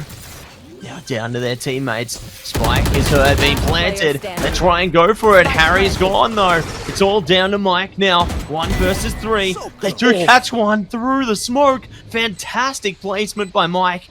They just need to find the last 2 players. They're playing around this smoke, trying desperately to catch someone! They've done it again! Mike, how are you doing this? Mike, you've killed them all! Oh my word, Tony! They're gonna be doing it, styling on them, and taking away map number 1. Clutch. Holy Defenders Mike, win. what is that? That is absolutely insane. 2 bullets? 2 Vandals with 9 bullets. Matt, 13-4. Gym Fan Club decimate Rain, and that is absolutely insane from Mike. 30 plus kills in map number 1. 32, Matt. 5 first bloods, 501 average combat score. That is a stomping if I've ever seen one. Gym Fan Club have come to play in the semi-finals, Matt. They're looking for that grand spot, and that's just map number 1. That's Icebox. Picked, gone in the wind, and we go on to map number 2. Of course, Rain's pick, and they're going to have to pick themselves back up so much, Matt, because Gym Fan Club absolutely took them to town. Absolutely. Like, we joined midway through the map, and it just seemed to deliver. It's just like, oh, yep, the casters are watching us now, guys. All right, time to step it up. You thought we started off good? Nah. It gets better. And it just damn did, Tony. What a fantastic map coming through there from Gym Fan Club. They just really managed to smash together through that one. Like, Mike, what is this guy on? He's just bloody insane. I would have, if I'm Mind Freak right now, if I'm anyone that formerly used to play with Mike, I would have been like, we shouldn't have dropped him. I should have never left my boy Mike behind. 32 kills. Average combat score of 501. Stats do not lie, Matt. This man is a monster. This man is marvelous. And Matt, we go to map number 2. It's Haven just after a quick break. You don't want to go anywhere. Gym Fan Club versus Rain, map number 2, coming your way very shortly.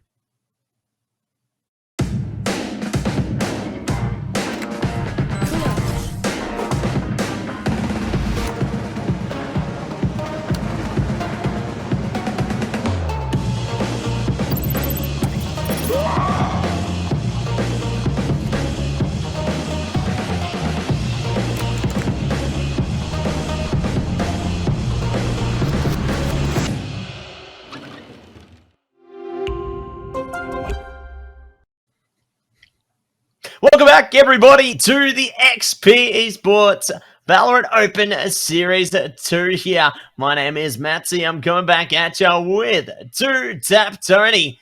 And we have just started our second semi-final of the evening.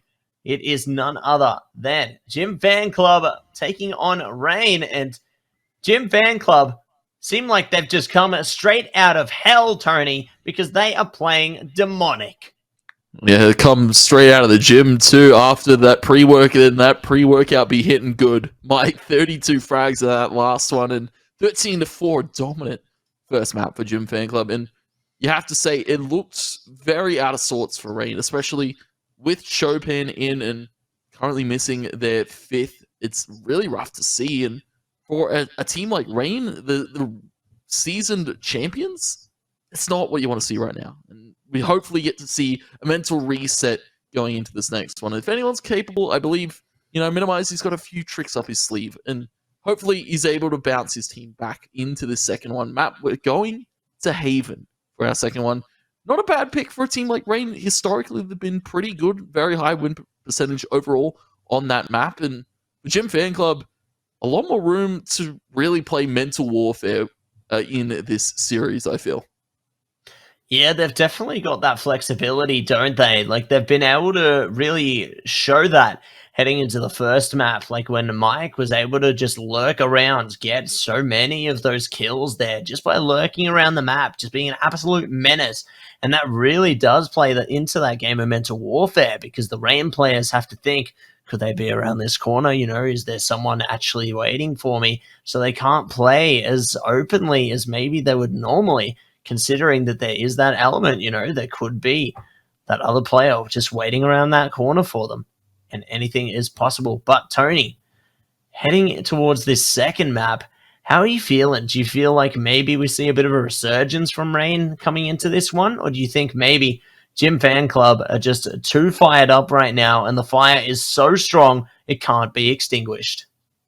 Yeah, it's a very interesting thing to note, because we touched on it very briefly as we got into that game. Both teams coming in with stand-ins here for a very important semi-final. This is semi-final number 2. The winner of this goes to the Grands and gets a shot at that $1,000 prize pool brought to you by Intel. And Matt, for a team like Rain to fall in the semi-finals, not even get a chance at that shot of the money and the glory going back-to-back, that's a rough one to look at. As we now go into our next map here, Haven, that is a different flyby. It's a different look Haven map that we're used to seeing, but I got to quickly fix that up. There it is, Haven in front of us. Rain gonna be on their map pick now. Gym Fan Club, though, with the flexibility shown, it wasn't even Harry doing much. It was kind of just taking a back seat and watching Mike unleash chaos in the server. Yeah, we saw Mike just unleash a bloodbath coming in to that first map of Icebox there. Thankfully, we have managed to teleport through to Haven now for map number 2. We do see some agent selections already come through for Gym Fan Club. Andy locking in Lenova there, looking to see what else could come through in the KO for Harry on the Gym Fan Club side. And it will be Rain fully locked in with Sky, Breach, Chamber, Astra, and Raze. So definitely an interesting composition to come through. Pretty similar to one of the compositions we saw in our previous series, if I'm not mistaken. However, back to Gym Fan Club, they have Omen, Chamber, and Fade coming in. So definitely 2 very diverse agent selections coming into this one. I'm eager to see which one will benefit these rosters more as we get back in action. Yeah, it's interesting thing to note as well. Both teams opting for the duelist. We saw Honey Badgers in their series not opt for it, and it really paid off for them. They had so much more util for site holds, and they also had so much more util for site hits. So you can see now back into it. Gym Fan Club, we get to start the defense side, Rain to the attack in a util heavy style of composition, but this time we're going to be seeing Minimize on the Sky. It should be an interesting thing to note as well. Neither team lock in the Sova. We've seen the Sova on Icebox, but we haven't seen the Sova on Even. A few of these teams opting for a more aggressive style of plays. The Sova not really there for the info. Yeah, Tony, it's interesting to see that they don't have that heading into this one, but hopefully we could find at least something to gather it heading into this one. As we push it forward now, Gym Fan Club opting for the aggression early on, just trying to cut off a bit of vision, not allow their enemies to play off that middle angle. Looks like Rain are just holding towards their spawn for the moment, predicting that maybe there could be a bit of progression. Speaking of what, tries to open things up, gets shut down alongside Shoban there. Maishu at least finds one kill back. He's going to be taking the Fade utility to the face there. Nedic able to find one as well, looking for another. It's all going to be down to Minimize now, playing around the smoke. Will be shot down by a Mirza. That is the pistol round, Tony, going the way of Jim Fan Club. Matt, are we sure Jim Fan Club are on the defense? I couldn't tell. I think I couldn't tell. Yeah, the defensive side is actually painted on, Tony. It's a visual glitch in the HUD. You know, it's all an illusion. Jim Fan Club getting very aggressive in that first round and letting Rain know that they mean business tonight. First round goes to their board, and Rain, lots of frenzies to Shorty, and the Jim Fan Club inspectors. Already some early damage. Minimize jumps out the window, already down to 70 HP. Already down at 70 HP, and we could be seeing a lot more damage dealt as well. Paint shells come through from Chopin there. Good to cut off the defense. We'll see if they can catch them on a flank here, though. Looks like Minimize is going to go down alongside a couple more. Exas finds one back. Only one remains, and Mike just absolutely knocked them dead. Double KO there from Mike with the Headhunter. There will be a Jim Fan Club to take away a number 2 now, pushing Rain on to their 4-buy round.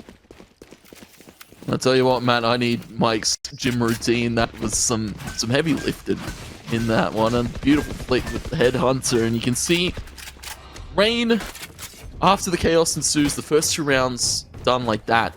It's all by. You have to see something. Chopin, interestingly enough, to the duelist this time. And what? Bringing out the Astra to a map like Haven. Not every day we get to see it, but we saw it last series. Astra not too bad a pick on a map such as Haven. Very interesting that you can go for a kind of different site, takes a different space about the map. Mirza has let them walk up B. He's going to just wait, take the time, take the shot to Minimize. Right back by my shoot. Rain have B site for the taking. See if they can play off of that even more. My shoe trying to go for the flashpoint there. No one going to be around close enough for it. Oh, the spot by Harry, though. Not going to look to face that one. Respect it. Confidence there. Mike going to be shut down now by Exas. Good hold coming through. Netix joined in now. It looks like what an Exas find a couple more pieces and completely annihilate it. So, Rain do go down with the ship there. And it will be Jim Fan Club taking away nothing else there, because Rain will be able to take away their first. And Jim Fan Club at least going to be into their buy rounds now. Do have a few rifles behind them this time, so could look to stifle the efforts of Rain. But I feel like after taking that 3rd round there, Tony, Rain are definitely going to be looking to uplift their confidence even more. Well, absolutely. You can see Minimize has the confidence to go for the swing towards the window, but for the moment, Jim Fan Club have taken a little bit of early damage.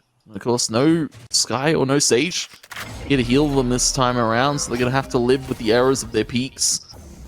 Early star goes up. Goes away immediately, though. Mike waiting in this off angle, just holding for a potential player to peek the C position, and you can see the flick onto the shot. Mike's forced to fall back. Falling back for now. May be able to push forward soon, though. Getting caught while they're dropping out of the window. The timing not working out for Mike. Does work out for Rain, though. They're going to be pushing straight through the garage, trying to get onto the site. Flashbang comes through. Trying to give them a bit more space here. Spike will go down accordingly for Rain. Now pushed in to the 4 versus 5 situation here. Jim Fan Club desperately just trying to claw their way through this attack right now. Good shots being dealt through the box on my shoe, almost taking him out there. Chopin gonna be disorientated. My shoe goes down. A little more to follow. Minimize this corner. Chopin does shut down Harry for now. Harry does have the chance to come back, however. Mirza fade on the defuse. Not for long. He's shut down. Speaking of, it's all going to be down to what now?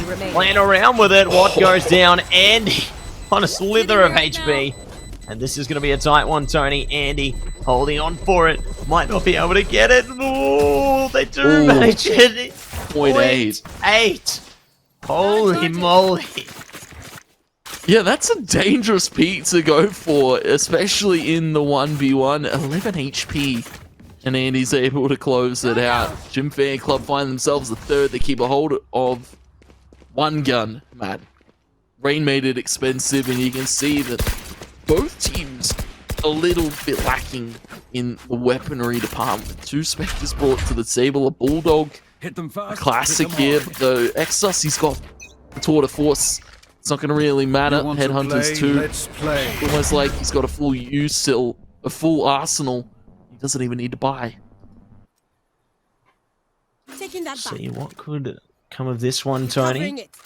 As Gym Fan Club aggressively push up middle again. Watts trying to see if they can catch them here. But they're not quite finding the angle yet. Mike could, however, catch something out of this one. Mirza playing the distractive role, it would seem. Making a bit of noise. Tasmanian Tiger comes through. Mike shuts it down immediately. Good to see they dispose of the util there. Speaking of, Andy trying to dispose of a player in Chopin. Good utility. Here comes the Rolling Thunder. This could be what gets them onto the site. They're trying desperately to get off of it now. Try and regroup. And it looks like Rain at least have a bit more freedom, and the spike will go. Maybe not, though. Yeah, Andy comes sliding out the window. He lost his mind trying to deny the plant here. And the rest of Gym Fan Club are still pushing their way back to the site. Mike's found what? Harry's found Mike. Shoot with Chopin. He's dead to right. 2 Exos. What a force. Putting it to work. Finds a 2 back. And now it's 2 versus 1 for Exos. 3 more shots in that chamber and 2 more players left to find. Mike is going to be ducking underneath the window. Netic is going to just be playing around that default position. Is he looking to heaven? He isn't looking to hell. And Mike will send him 6 foot under. 3k for Mike. Gym Fan Club make that retake doable, but Rain, that was almost some heroics there from Exos. Unfortunately, the heroics didn't see the light of day this time.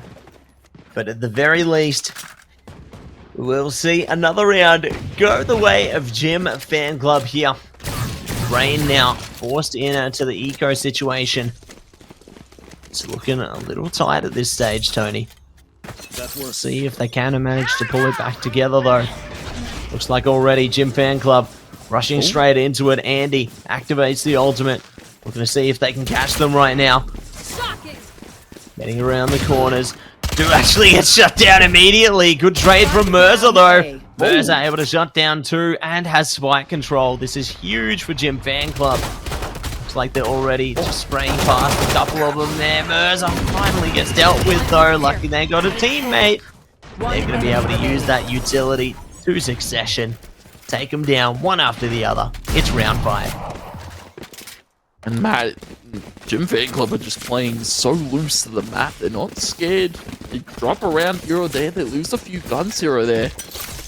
But they've got so much util to funnel these players into these corners, into these positions, to just take them out from there. You saw Andy going so aggressive. Netic, Mike, everybody just in the face of Rain before they can even set up for an exec. And how do you call against that if you minimize right now? It's default. Wait for Gym Fan Club to come to us. They come to us. We still get killed anyway. Rain. There's a lot to be answered right now. The reigning champions and Gym Fan Club seems to be new blood in the water. New blood in the water. Could be a much more left to be shed as well.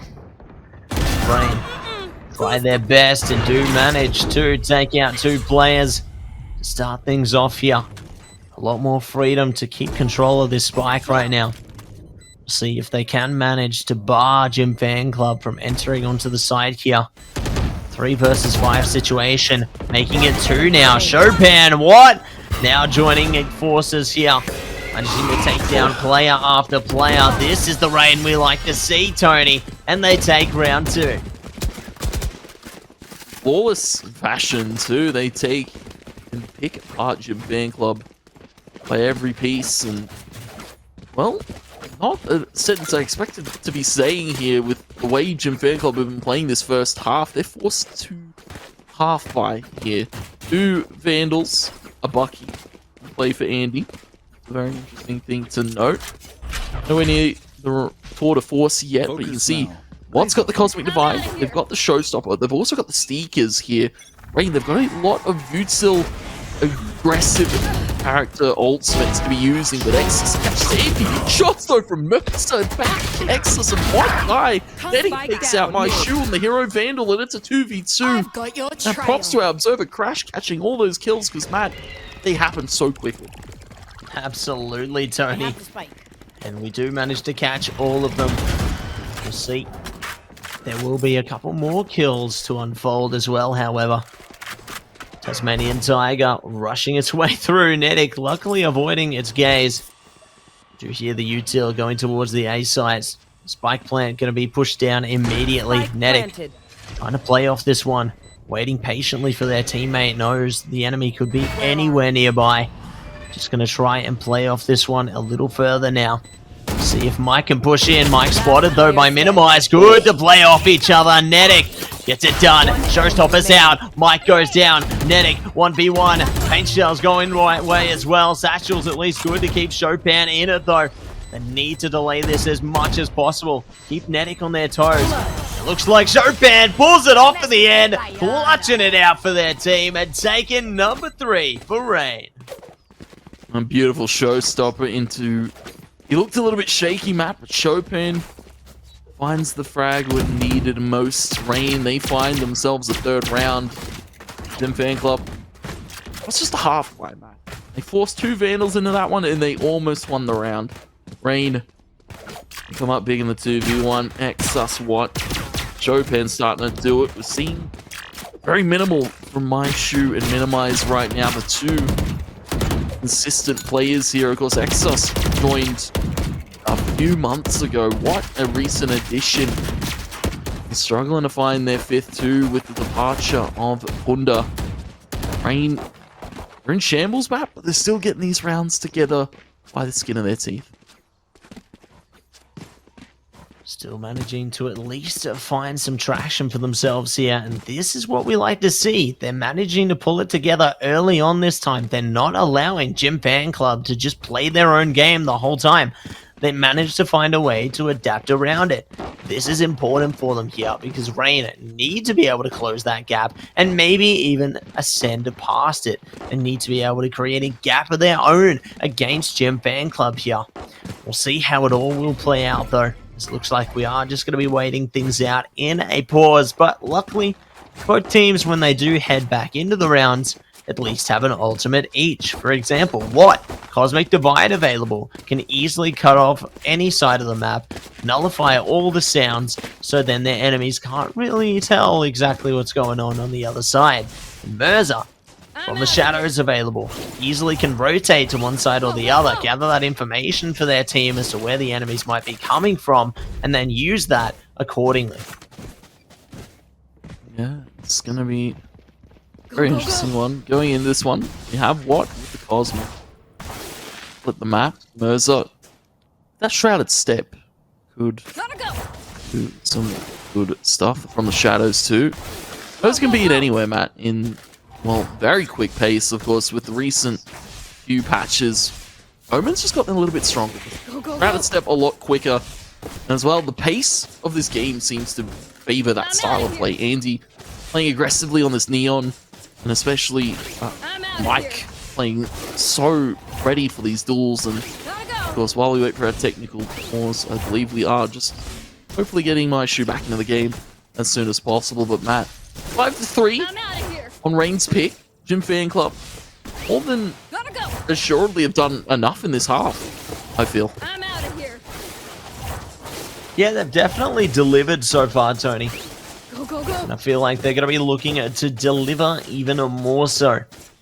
Heading towards the conclusion of this half, as there are only 4 rounds remaining, including this one. And hopefully we will be able to resolve our technical difficulties There. in due course here. There. Speaking of, looks like they are resolved. The time is actually moving now, Tony, so we should be getting back into game momentarily here. Looks like Rain just going for a stock standard setup early on, and may actually be met face-to-face by Harry, though. Good to see them pushing out a bit of counter utility just to try and stall Rain back. But seemingly Rain, they don't care. They've steamrolled their way straight towards the B site, and they're going to be spiking it down immediately. Spike planted, and Nexus is back to window.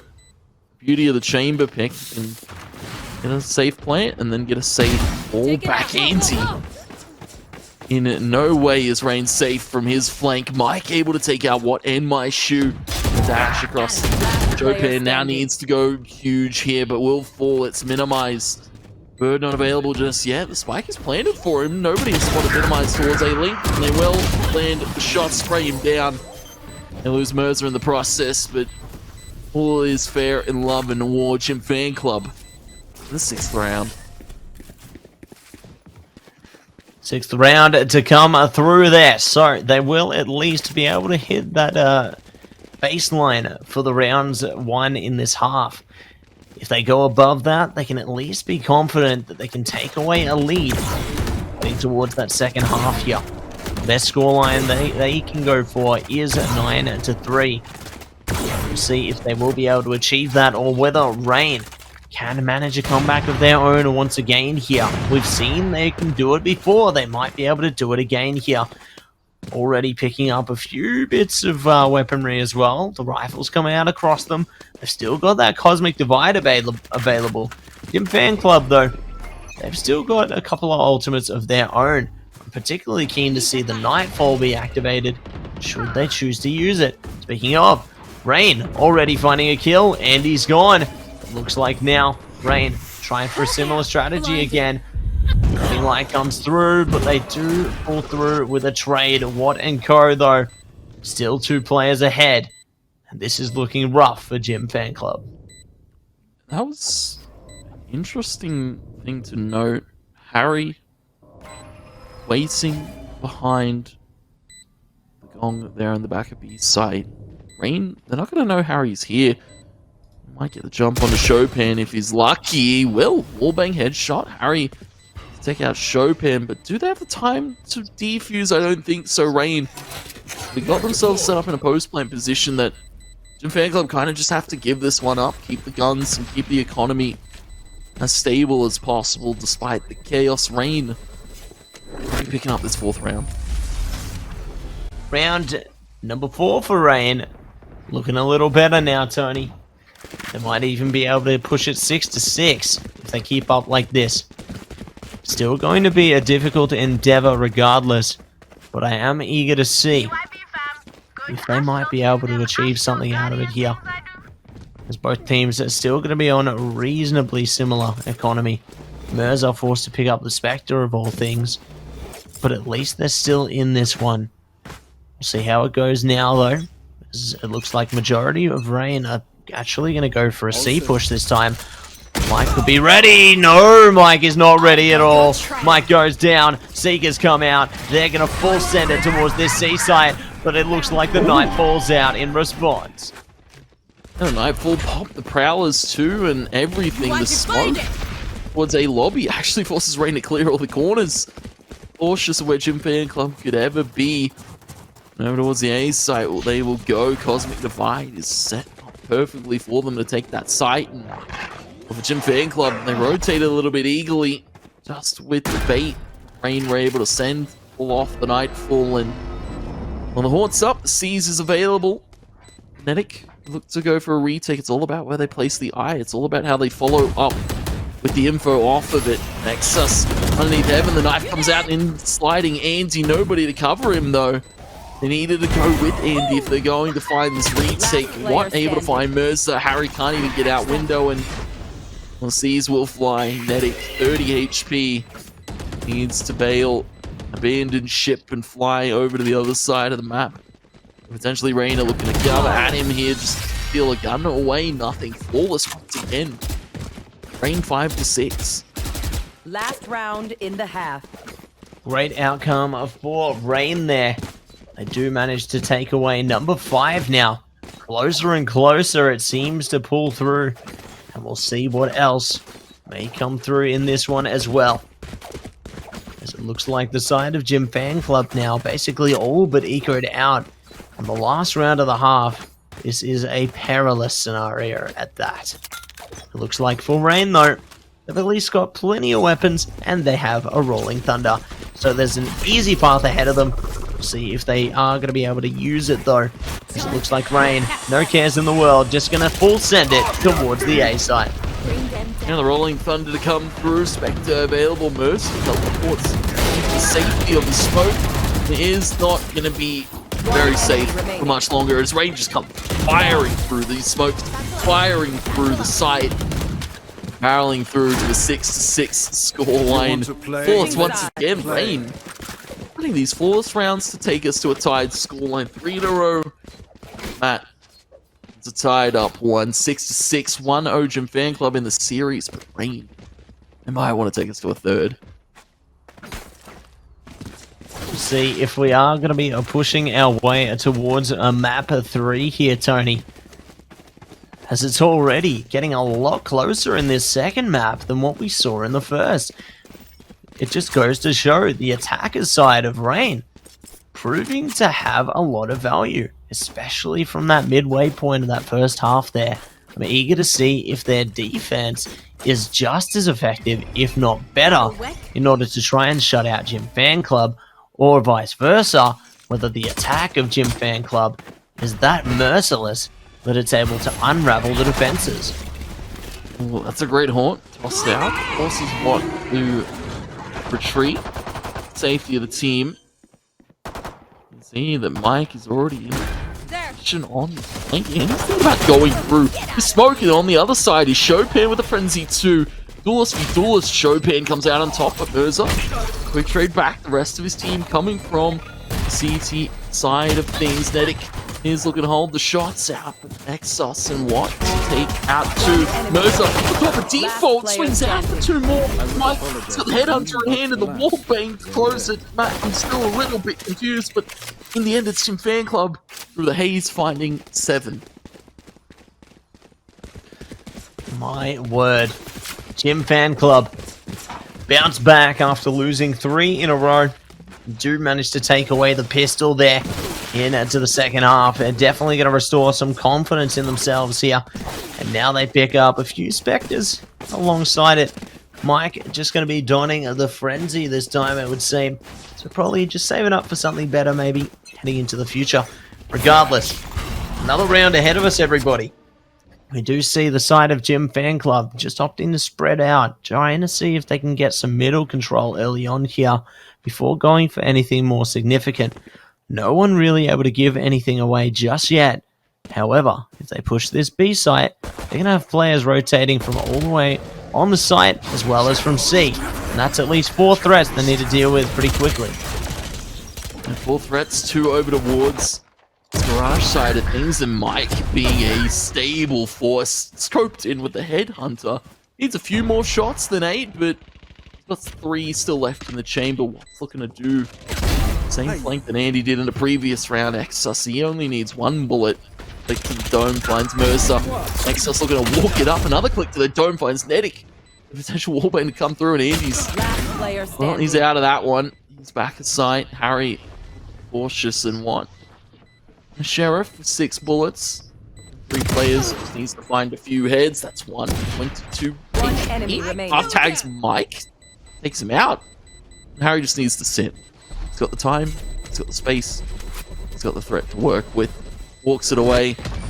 What will end up giving life to Spike so he can secure the money for this next one, but Jim Fan Club, they find 8. Costly manner. Yeah, quite a dangerous scenario there coming through for Jim Fan Club, going down to 1 member remaining. Really going to hurt them heading into this 3rd round of the second half. Looks like they're still forcing into it though, so I guess they're not feeling so dissuaded from the endeavor. They're going to be buying up the Vandals, maybe. Looks like 3 of them at least getting the Vandals. Couple of Spectres there. So it's still reasonable from them. They've got a decent buy here. They might actually be able to go toe-to-toe with Rain. They head into their own buy round. Ooh, the patience there. Almost seeing their life flash before their eyes. A millisecond quicker, Exos finds that kill. Anzi will be walking tip and tail into that one.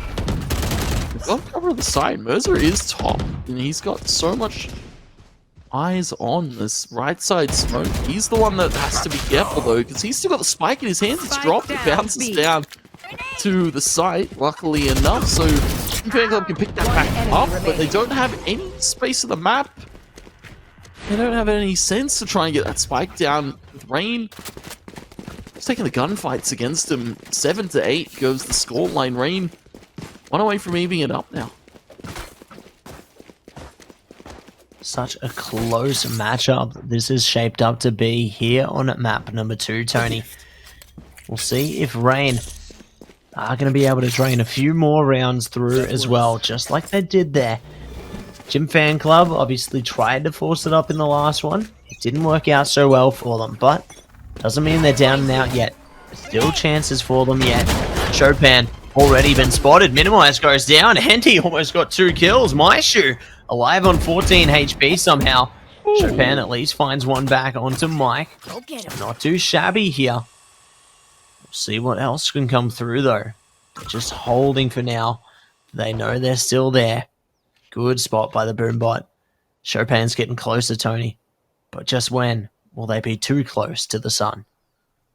Yeah, you don't want to burn out here, especially with the few Gym Fan Club players. Low HP, but potential for the right click with the classic. It's always a threat to behold. Chopin, though, he's got a teammate there to help him. Comes from Harry. Satchel out, almost lands, almost does the killing blow. The Haunt comes through. Nice shoe, though, at range, at Phantom. A few players try to jump this corner. They try to jump Chopin, steal the gun away from him. Harry's stuck in the corner. He's wall banged out by my shoe. 8-8 goes the scoreline, and not a tied one yet again. Gym Fan Club this time will have guns to purchase, but you can see the economy's starting to build up here for Rain. They've got 4K. Winning out that third round, winning out the fourth, and convincing, not losing too many guns, not losing any at all, really. In Fan Club, this is a costly round to invest into. Certainly a costly round to invest into, but I mean, if they win, they certainly get net benefit. See how it plays out though. Mike goes for the peak. What plays off it? Holding the back of the platform there, loving the rendezvous coming through. That will work out in favor of Rain here. Gym Fan Club now trying to take that B-side control immediately. Minimize has been spotted there. Do actually find a kill. Good trade from Netic. Could go down shortly. Looks like they're not going to. Nightfall comes out. Maishu goes down with it. 3-on-3 situation now. Mirza with the shrouded step. Well positioned here. Harry looking to hold the back of the site as well, Tony. We're off to a standstill. This is great. Mercer, he's holding, and well, it was great until Netic fell to Chopin. Position is good, though. Harry's going to be tucked in the corner. It's Watt versus Mercer.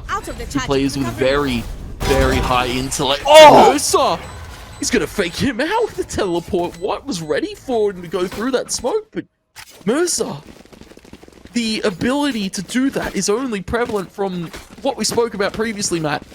The faster teleports that Omen has now at his disposal. The Shrouded Step, so quick in repositioning Mercer to find Gym Fan Club number 9. My word, Tony. That split-second decision-making is what made or broke that round. And they do manage to pull through with it in the end there. Fantastic outcome for the side. Gym Fan Club, but Rain already start off with a bang there. Andy goes down. They're looking for more. Gym Fan Club are aware that there's at least one Rain player on that B site right now. Exar's taking a bit of punishment as well from Mirza. Just throwing some jabs there. Nothing too substantial just yet. Looks like it is going to get a bit more substantial now, though. Mirza pushing up on that B site. Going to do a little more with it. Does have the Shrouded Step available. Minimize the bait there. Trying to play off Harry here, 30 HP. Minimize needs to back out of this one now. And so they do give up a bit of control towards the A site. Cover going And out. that's Harry walking around with a frenzy. Not sure if he's got a gun, but doing a lot with the frenzy. It would seem doesn't really need a gun. X is coming for this flank quickly, but a great trademark. You want to That's play, why you have a let's chamber in play. play to stop flanks like that. Rolling Thunder comes through the B side. Mercy's just seldom fake here in the back of it. What is spraying that smoke? He knows exactly where Mercer likes to sit. He knows exactly where anybody 30 from Gym seconds Fan Club left. likes to sit in terms of that B side take. Minimize has spotted one of the flank. Harry is looking to go over towards that C site with Nedic. The spike will go down. There's a star on top of Nedic. Will be Spike planted. cast after the plant. Two players coming. A teammate to help him. He's going to be falling. Nedic dies in the site, and it's Mike now to salvage it, pick it back up. But what? Hitting some impressive shots, and Rain tie it up once again. Matt, we go to 9-9 in our second map. Gun here. My gosh, Tony. This one is getting tighter and tighter.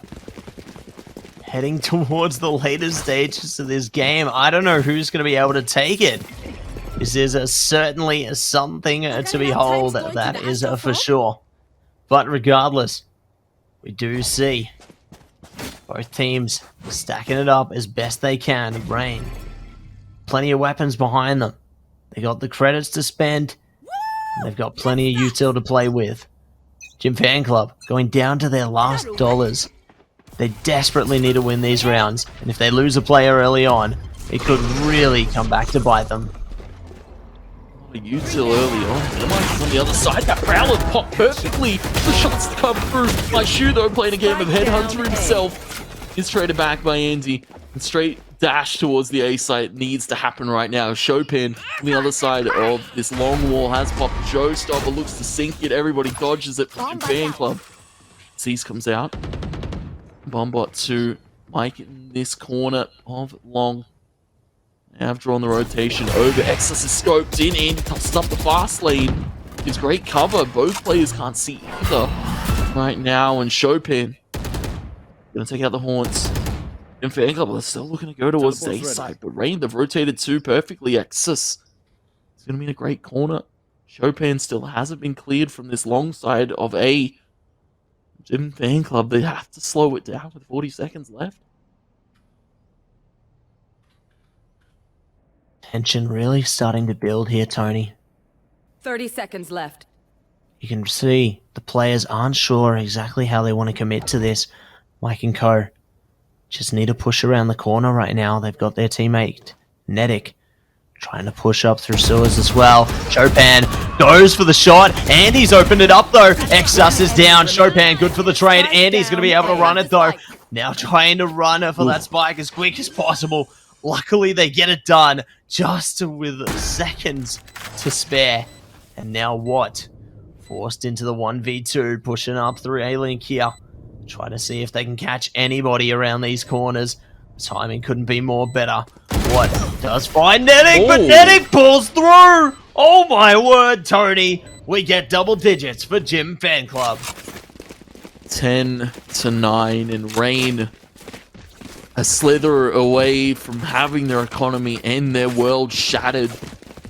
Gym Fan Club, Nedic, low HP, but still able to get the dream done for Gym Fan Club. You saw such an aggressive position Chopin was holding, but it was a good one. He was able to stop Gym Fan Club from walking in for the moment, but Mike baits it out so perfectly with the teleport. He was able to fall in the end, but he made so much space. Gym Fan Club to walk it up. Anti early charge of the dash. The Prowler comes in. Exus just gonna hold the angle. Able to take it fully wide. Fully not able to see anything. Harry walks up through garage trades back to Exus. They need to be cautious because what is still in the back of the site being a nuisance. Fragment tossed out the shot to Harry. Traded back by Nedic and my shoe. Now needs to face his fears and face down Nedic. Two men left, and Mike has already wrapped a spawn. The Seekers come out and minimize, but it's not going to matter because Mike finds them both. 11-9, Gym Fan Club are looking for their victory lap. Matt not looking to burn out Rain. Their economy's gone, and they're going to have to force into this one. They can't afford to give up 12. Match end series point potentially on the cards for Gym Fan Club. See Seems that a fiery vengeance is built up within Jim Fan Club here. Managing to take it 2 rounds in a row. Certainly starting off strong. And we'll see if they can make it even stronger. We head in to the next round here. Mike and Co taking it nice and slow, waiting out the util before going for anything more significant here. Exus going to be holding the corner just outside of the garage door. Just readily awaiting a package to be delivered in an enemy player. Prowler though, ooh, cutting it close there. Doesn't get caught however. It looks like Chopin's going to be doing some catching. Andy goes down. Another one goes down, however, on the other side of the map from the shadows, working out beautifully for them. Mike doing the work again.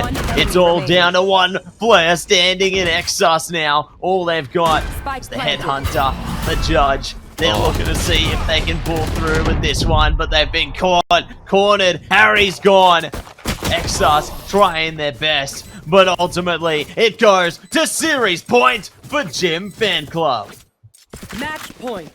The reigning champions about to be knocked out in a 2-0 sweep from the new look Jim Fan Club with the stand-in Harry.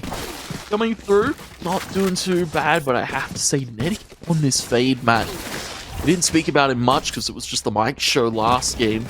Netty has been lining up these haunts and perfectly executing half of these prowlers and giving Jim Fan Club so much room to take these kills, take the site, and really force Rain into a predicament. Early Prowler out through mid, and Exus looking for an early peek. He's been silenced up. That knife is so good. Ainsley takes him out with the judge because he's forced back to a gun he didn't really have out to begin with. And the Rolling Thunder comes through now to the site. Trying to hold it for one last bite here. Jim Fan Club. No, they don't have to commit to this. 3 players rotated over, and Jim Fan Club still all 5 alive. See how they do push through this one. Minimize. Getting a bit of intel there. Trying to peek through. Gets knocked down by the headshot of Mirza. They're taking it nice and easy here. Trying to set up the dark covers there. See if they can smoke off the side accordingly. All of Rain now. A united front towards the B site. Looks like we do have one player, however. Struggling through in my shoe. Getting spotted there. Spike plant gonna go down now. Seeing a united rotate. Andy holding that corner though with the judge. There. I'm not liking the look of this, Tony. Oh no. There. It's a scary one to walk in if you Rain. 3 players left. Astra. Stars available. What? My shoe. Chopin. How do they do it? Time's half ticked. 5 players left. Jim Fan Club 2. Outside of the site, 3 in it. Dash is in the double shot judge.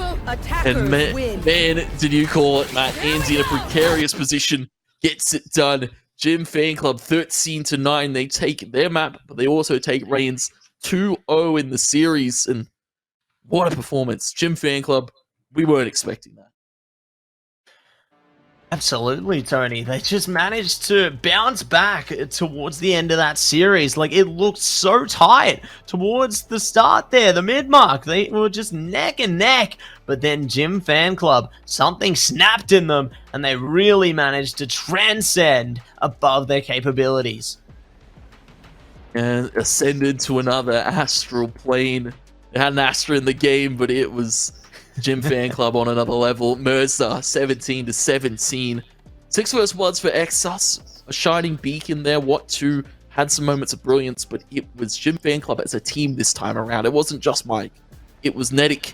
It was Mirza. It was Andy. It was Harry as well. Sub performance coming in. Not too bad on the KO. I have to say it's kind of hard. You come into a team, not know what the structure's like, and you forced onto a very kind of hit and miss character. KO can be, he can sometimes flash your teammates, and sometimes it's the detriment that is the burning end. Well, we see the burning end of Rain, the former champions now knocked out in the semis, and Jim Fan Club, they move on to the grands to face down Honey Badgers. Matt, I'm worried. If I'm Honey Badgers right now, and this is the Jim Fan Club we're seeing, that is going to be an explosive series for sure.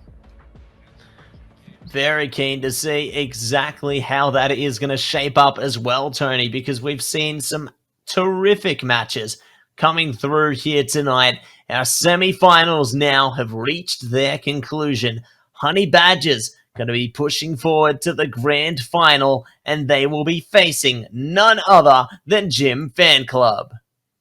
And of course, we speak about our grand finals, but we've also got our third place match. It's going to be Trident taking on Rain.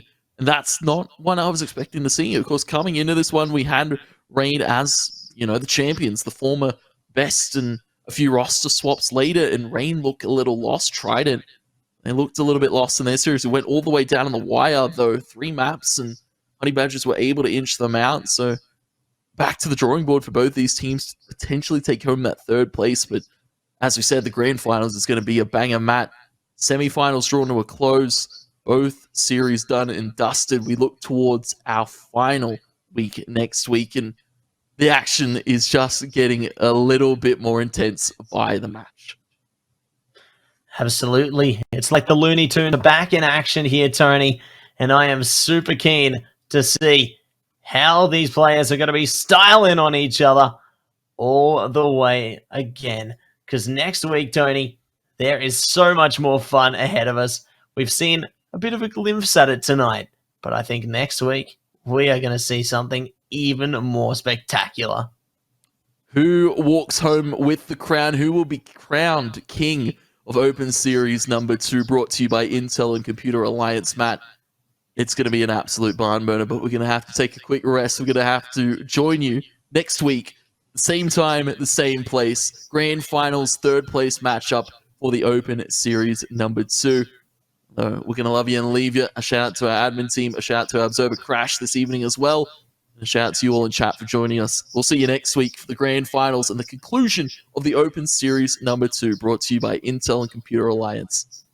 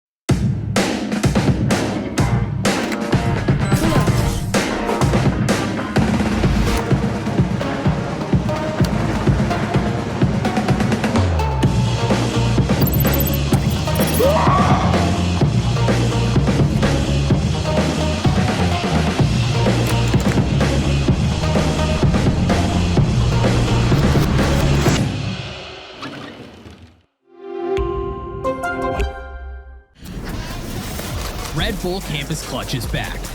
Assemble your team and lead it to the World Final. Register now for your national qualifier.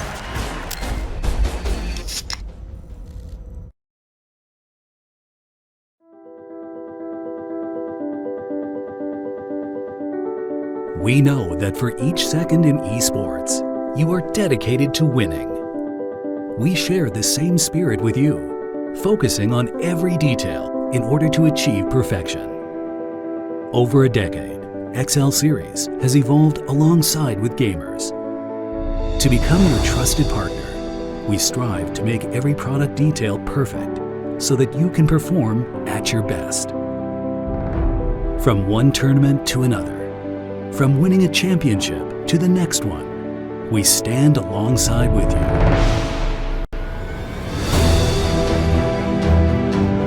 Esports means everything to me. It's given me a comfortable place where I can kind of be myself, and that's been really important to me over the years. 电子竞技对我的意义就是我从小的梦想和一直坚持不懈的一个方向。 Saya dapat berkompetisi, menjadi representatif negara, dan mencoba mengharumkan nama bangsa. 它过去是我的梦想，我要证明自己，我自己是办得到的。 Winning the championship means a lot to me, especially when I see the best feeling in life. 저는 그렇게 이제 어떻게 보면 큰 대회에 나가서 우승을 하는 게 꿈이었긴 했는데 그게 진짜 현실로 이루어지니까 그때 어떻게 보면 온몸의 전율이 Winning a tournament is the most amazing thing. My first ever LAN that I won, I swear I couldn't shake that feeling of excitement and hype. When I win a tournament, it just feels like a lot of weight is taken off my shoulders.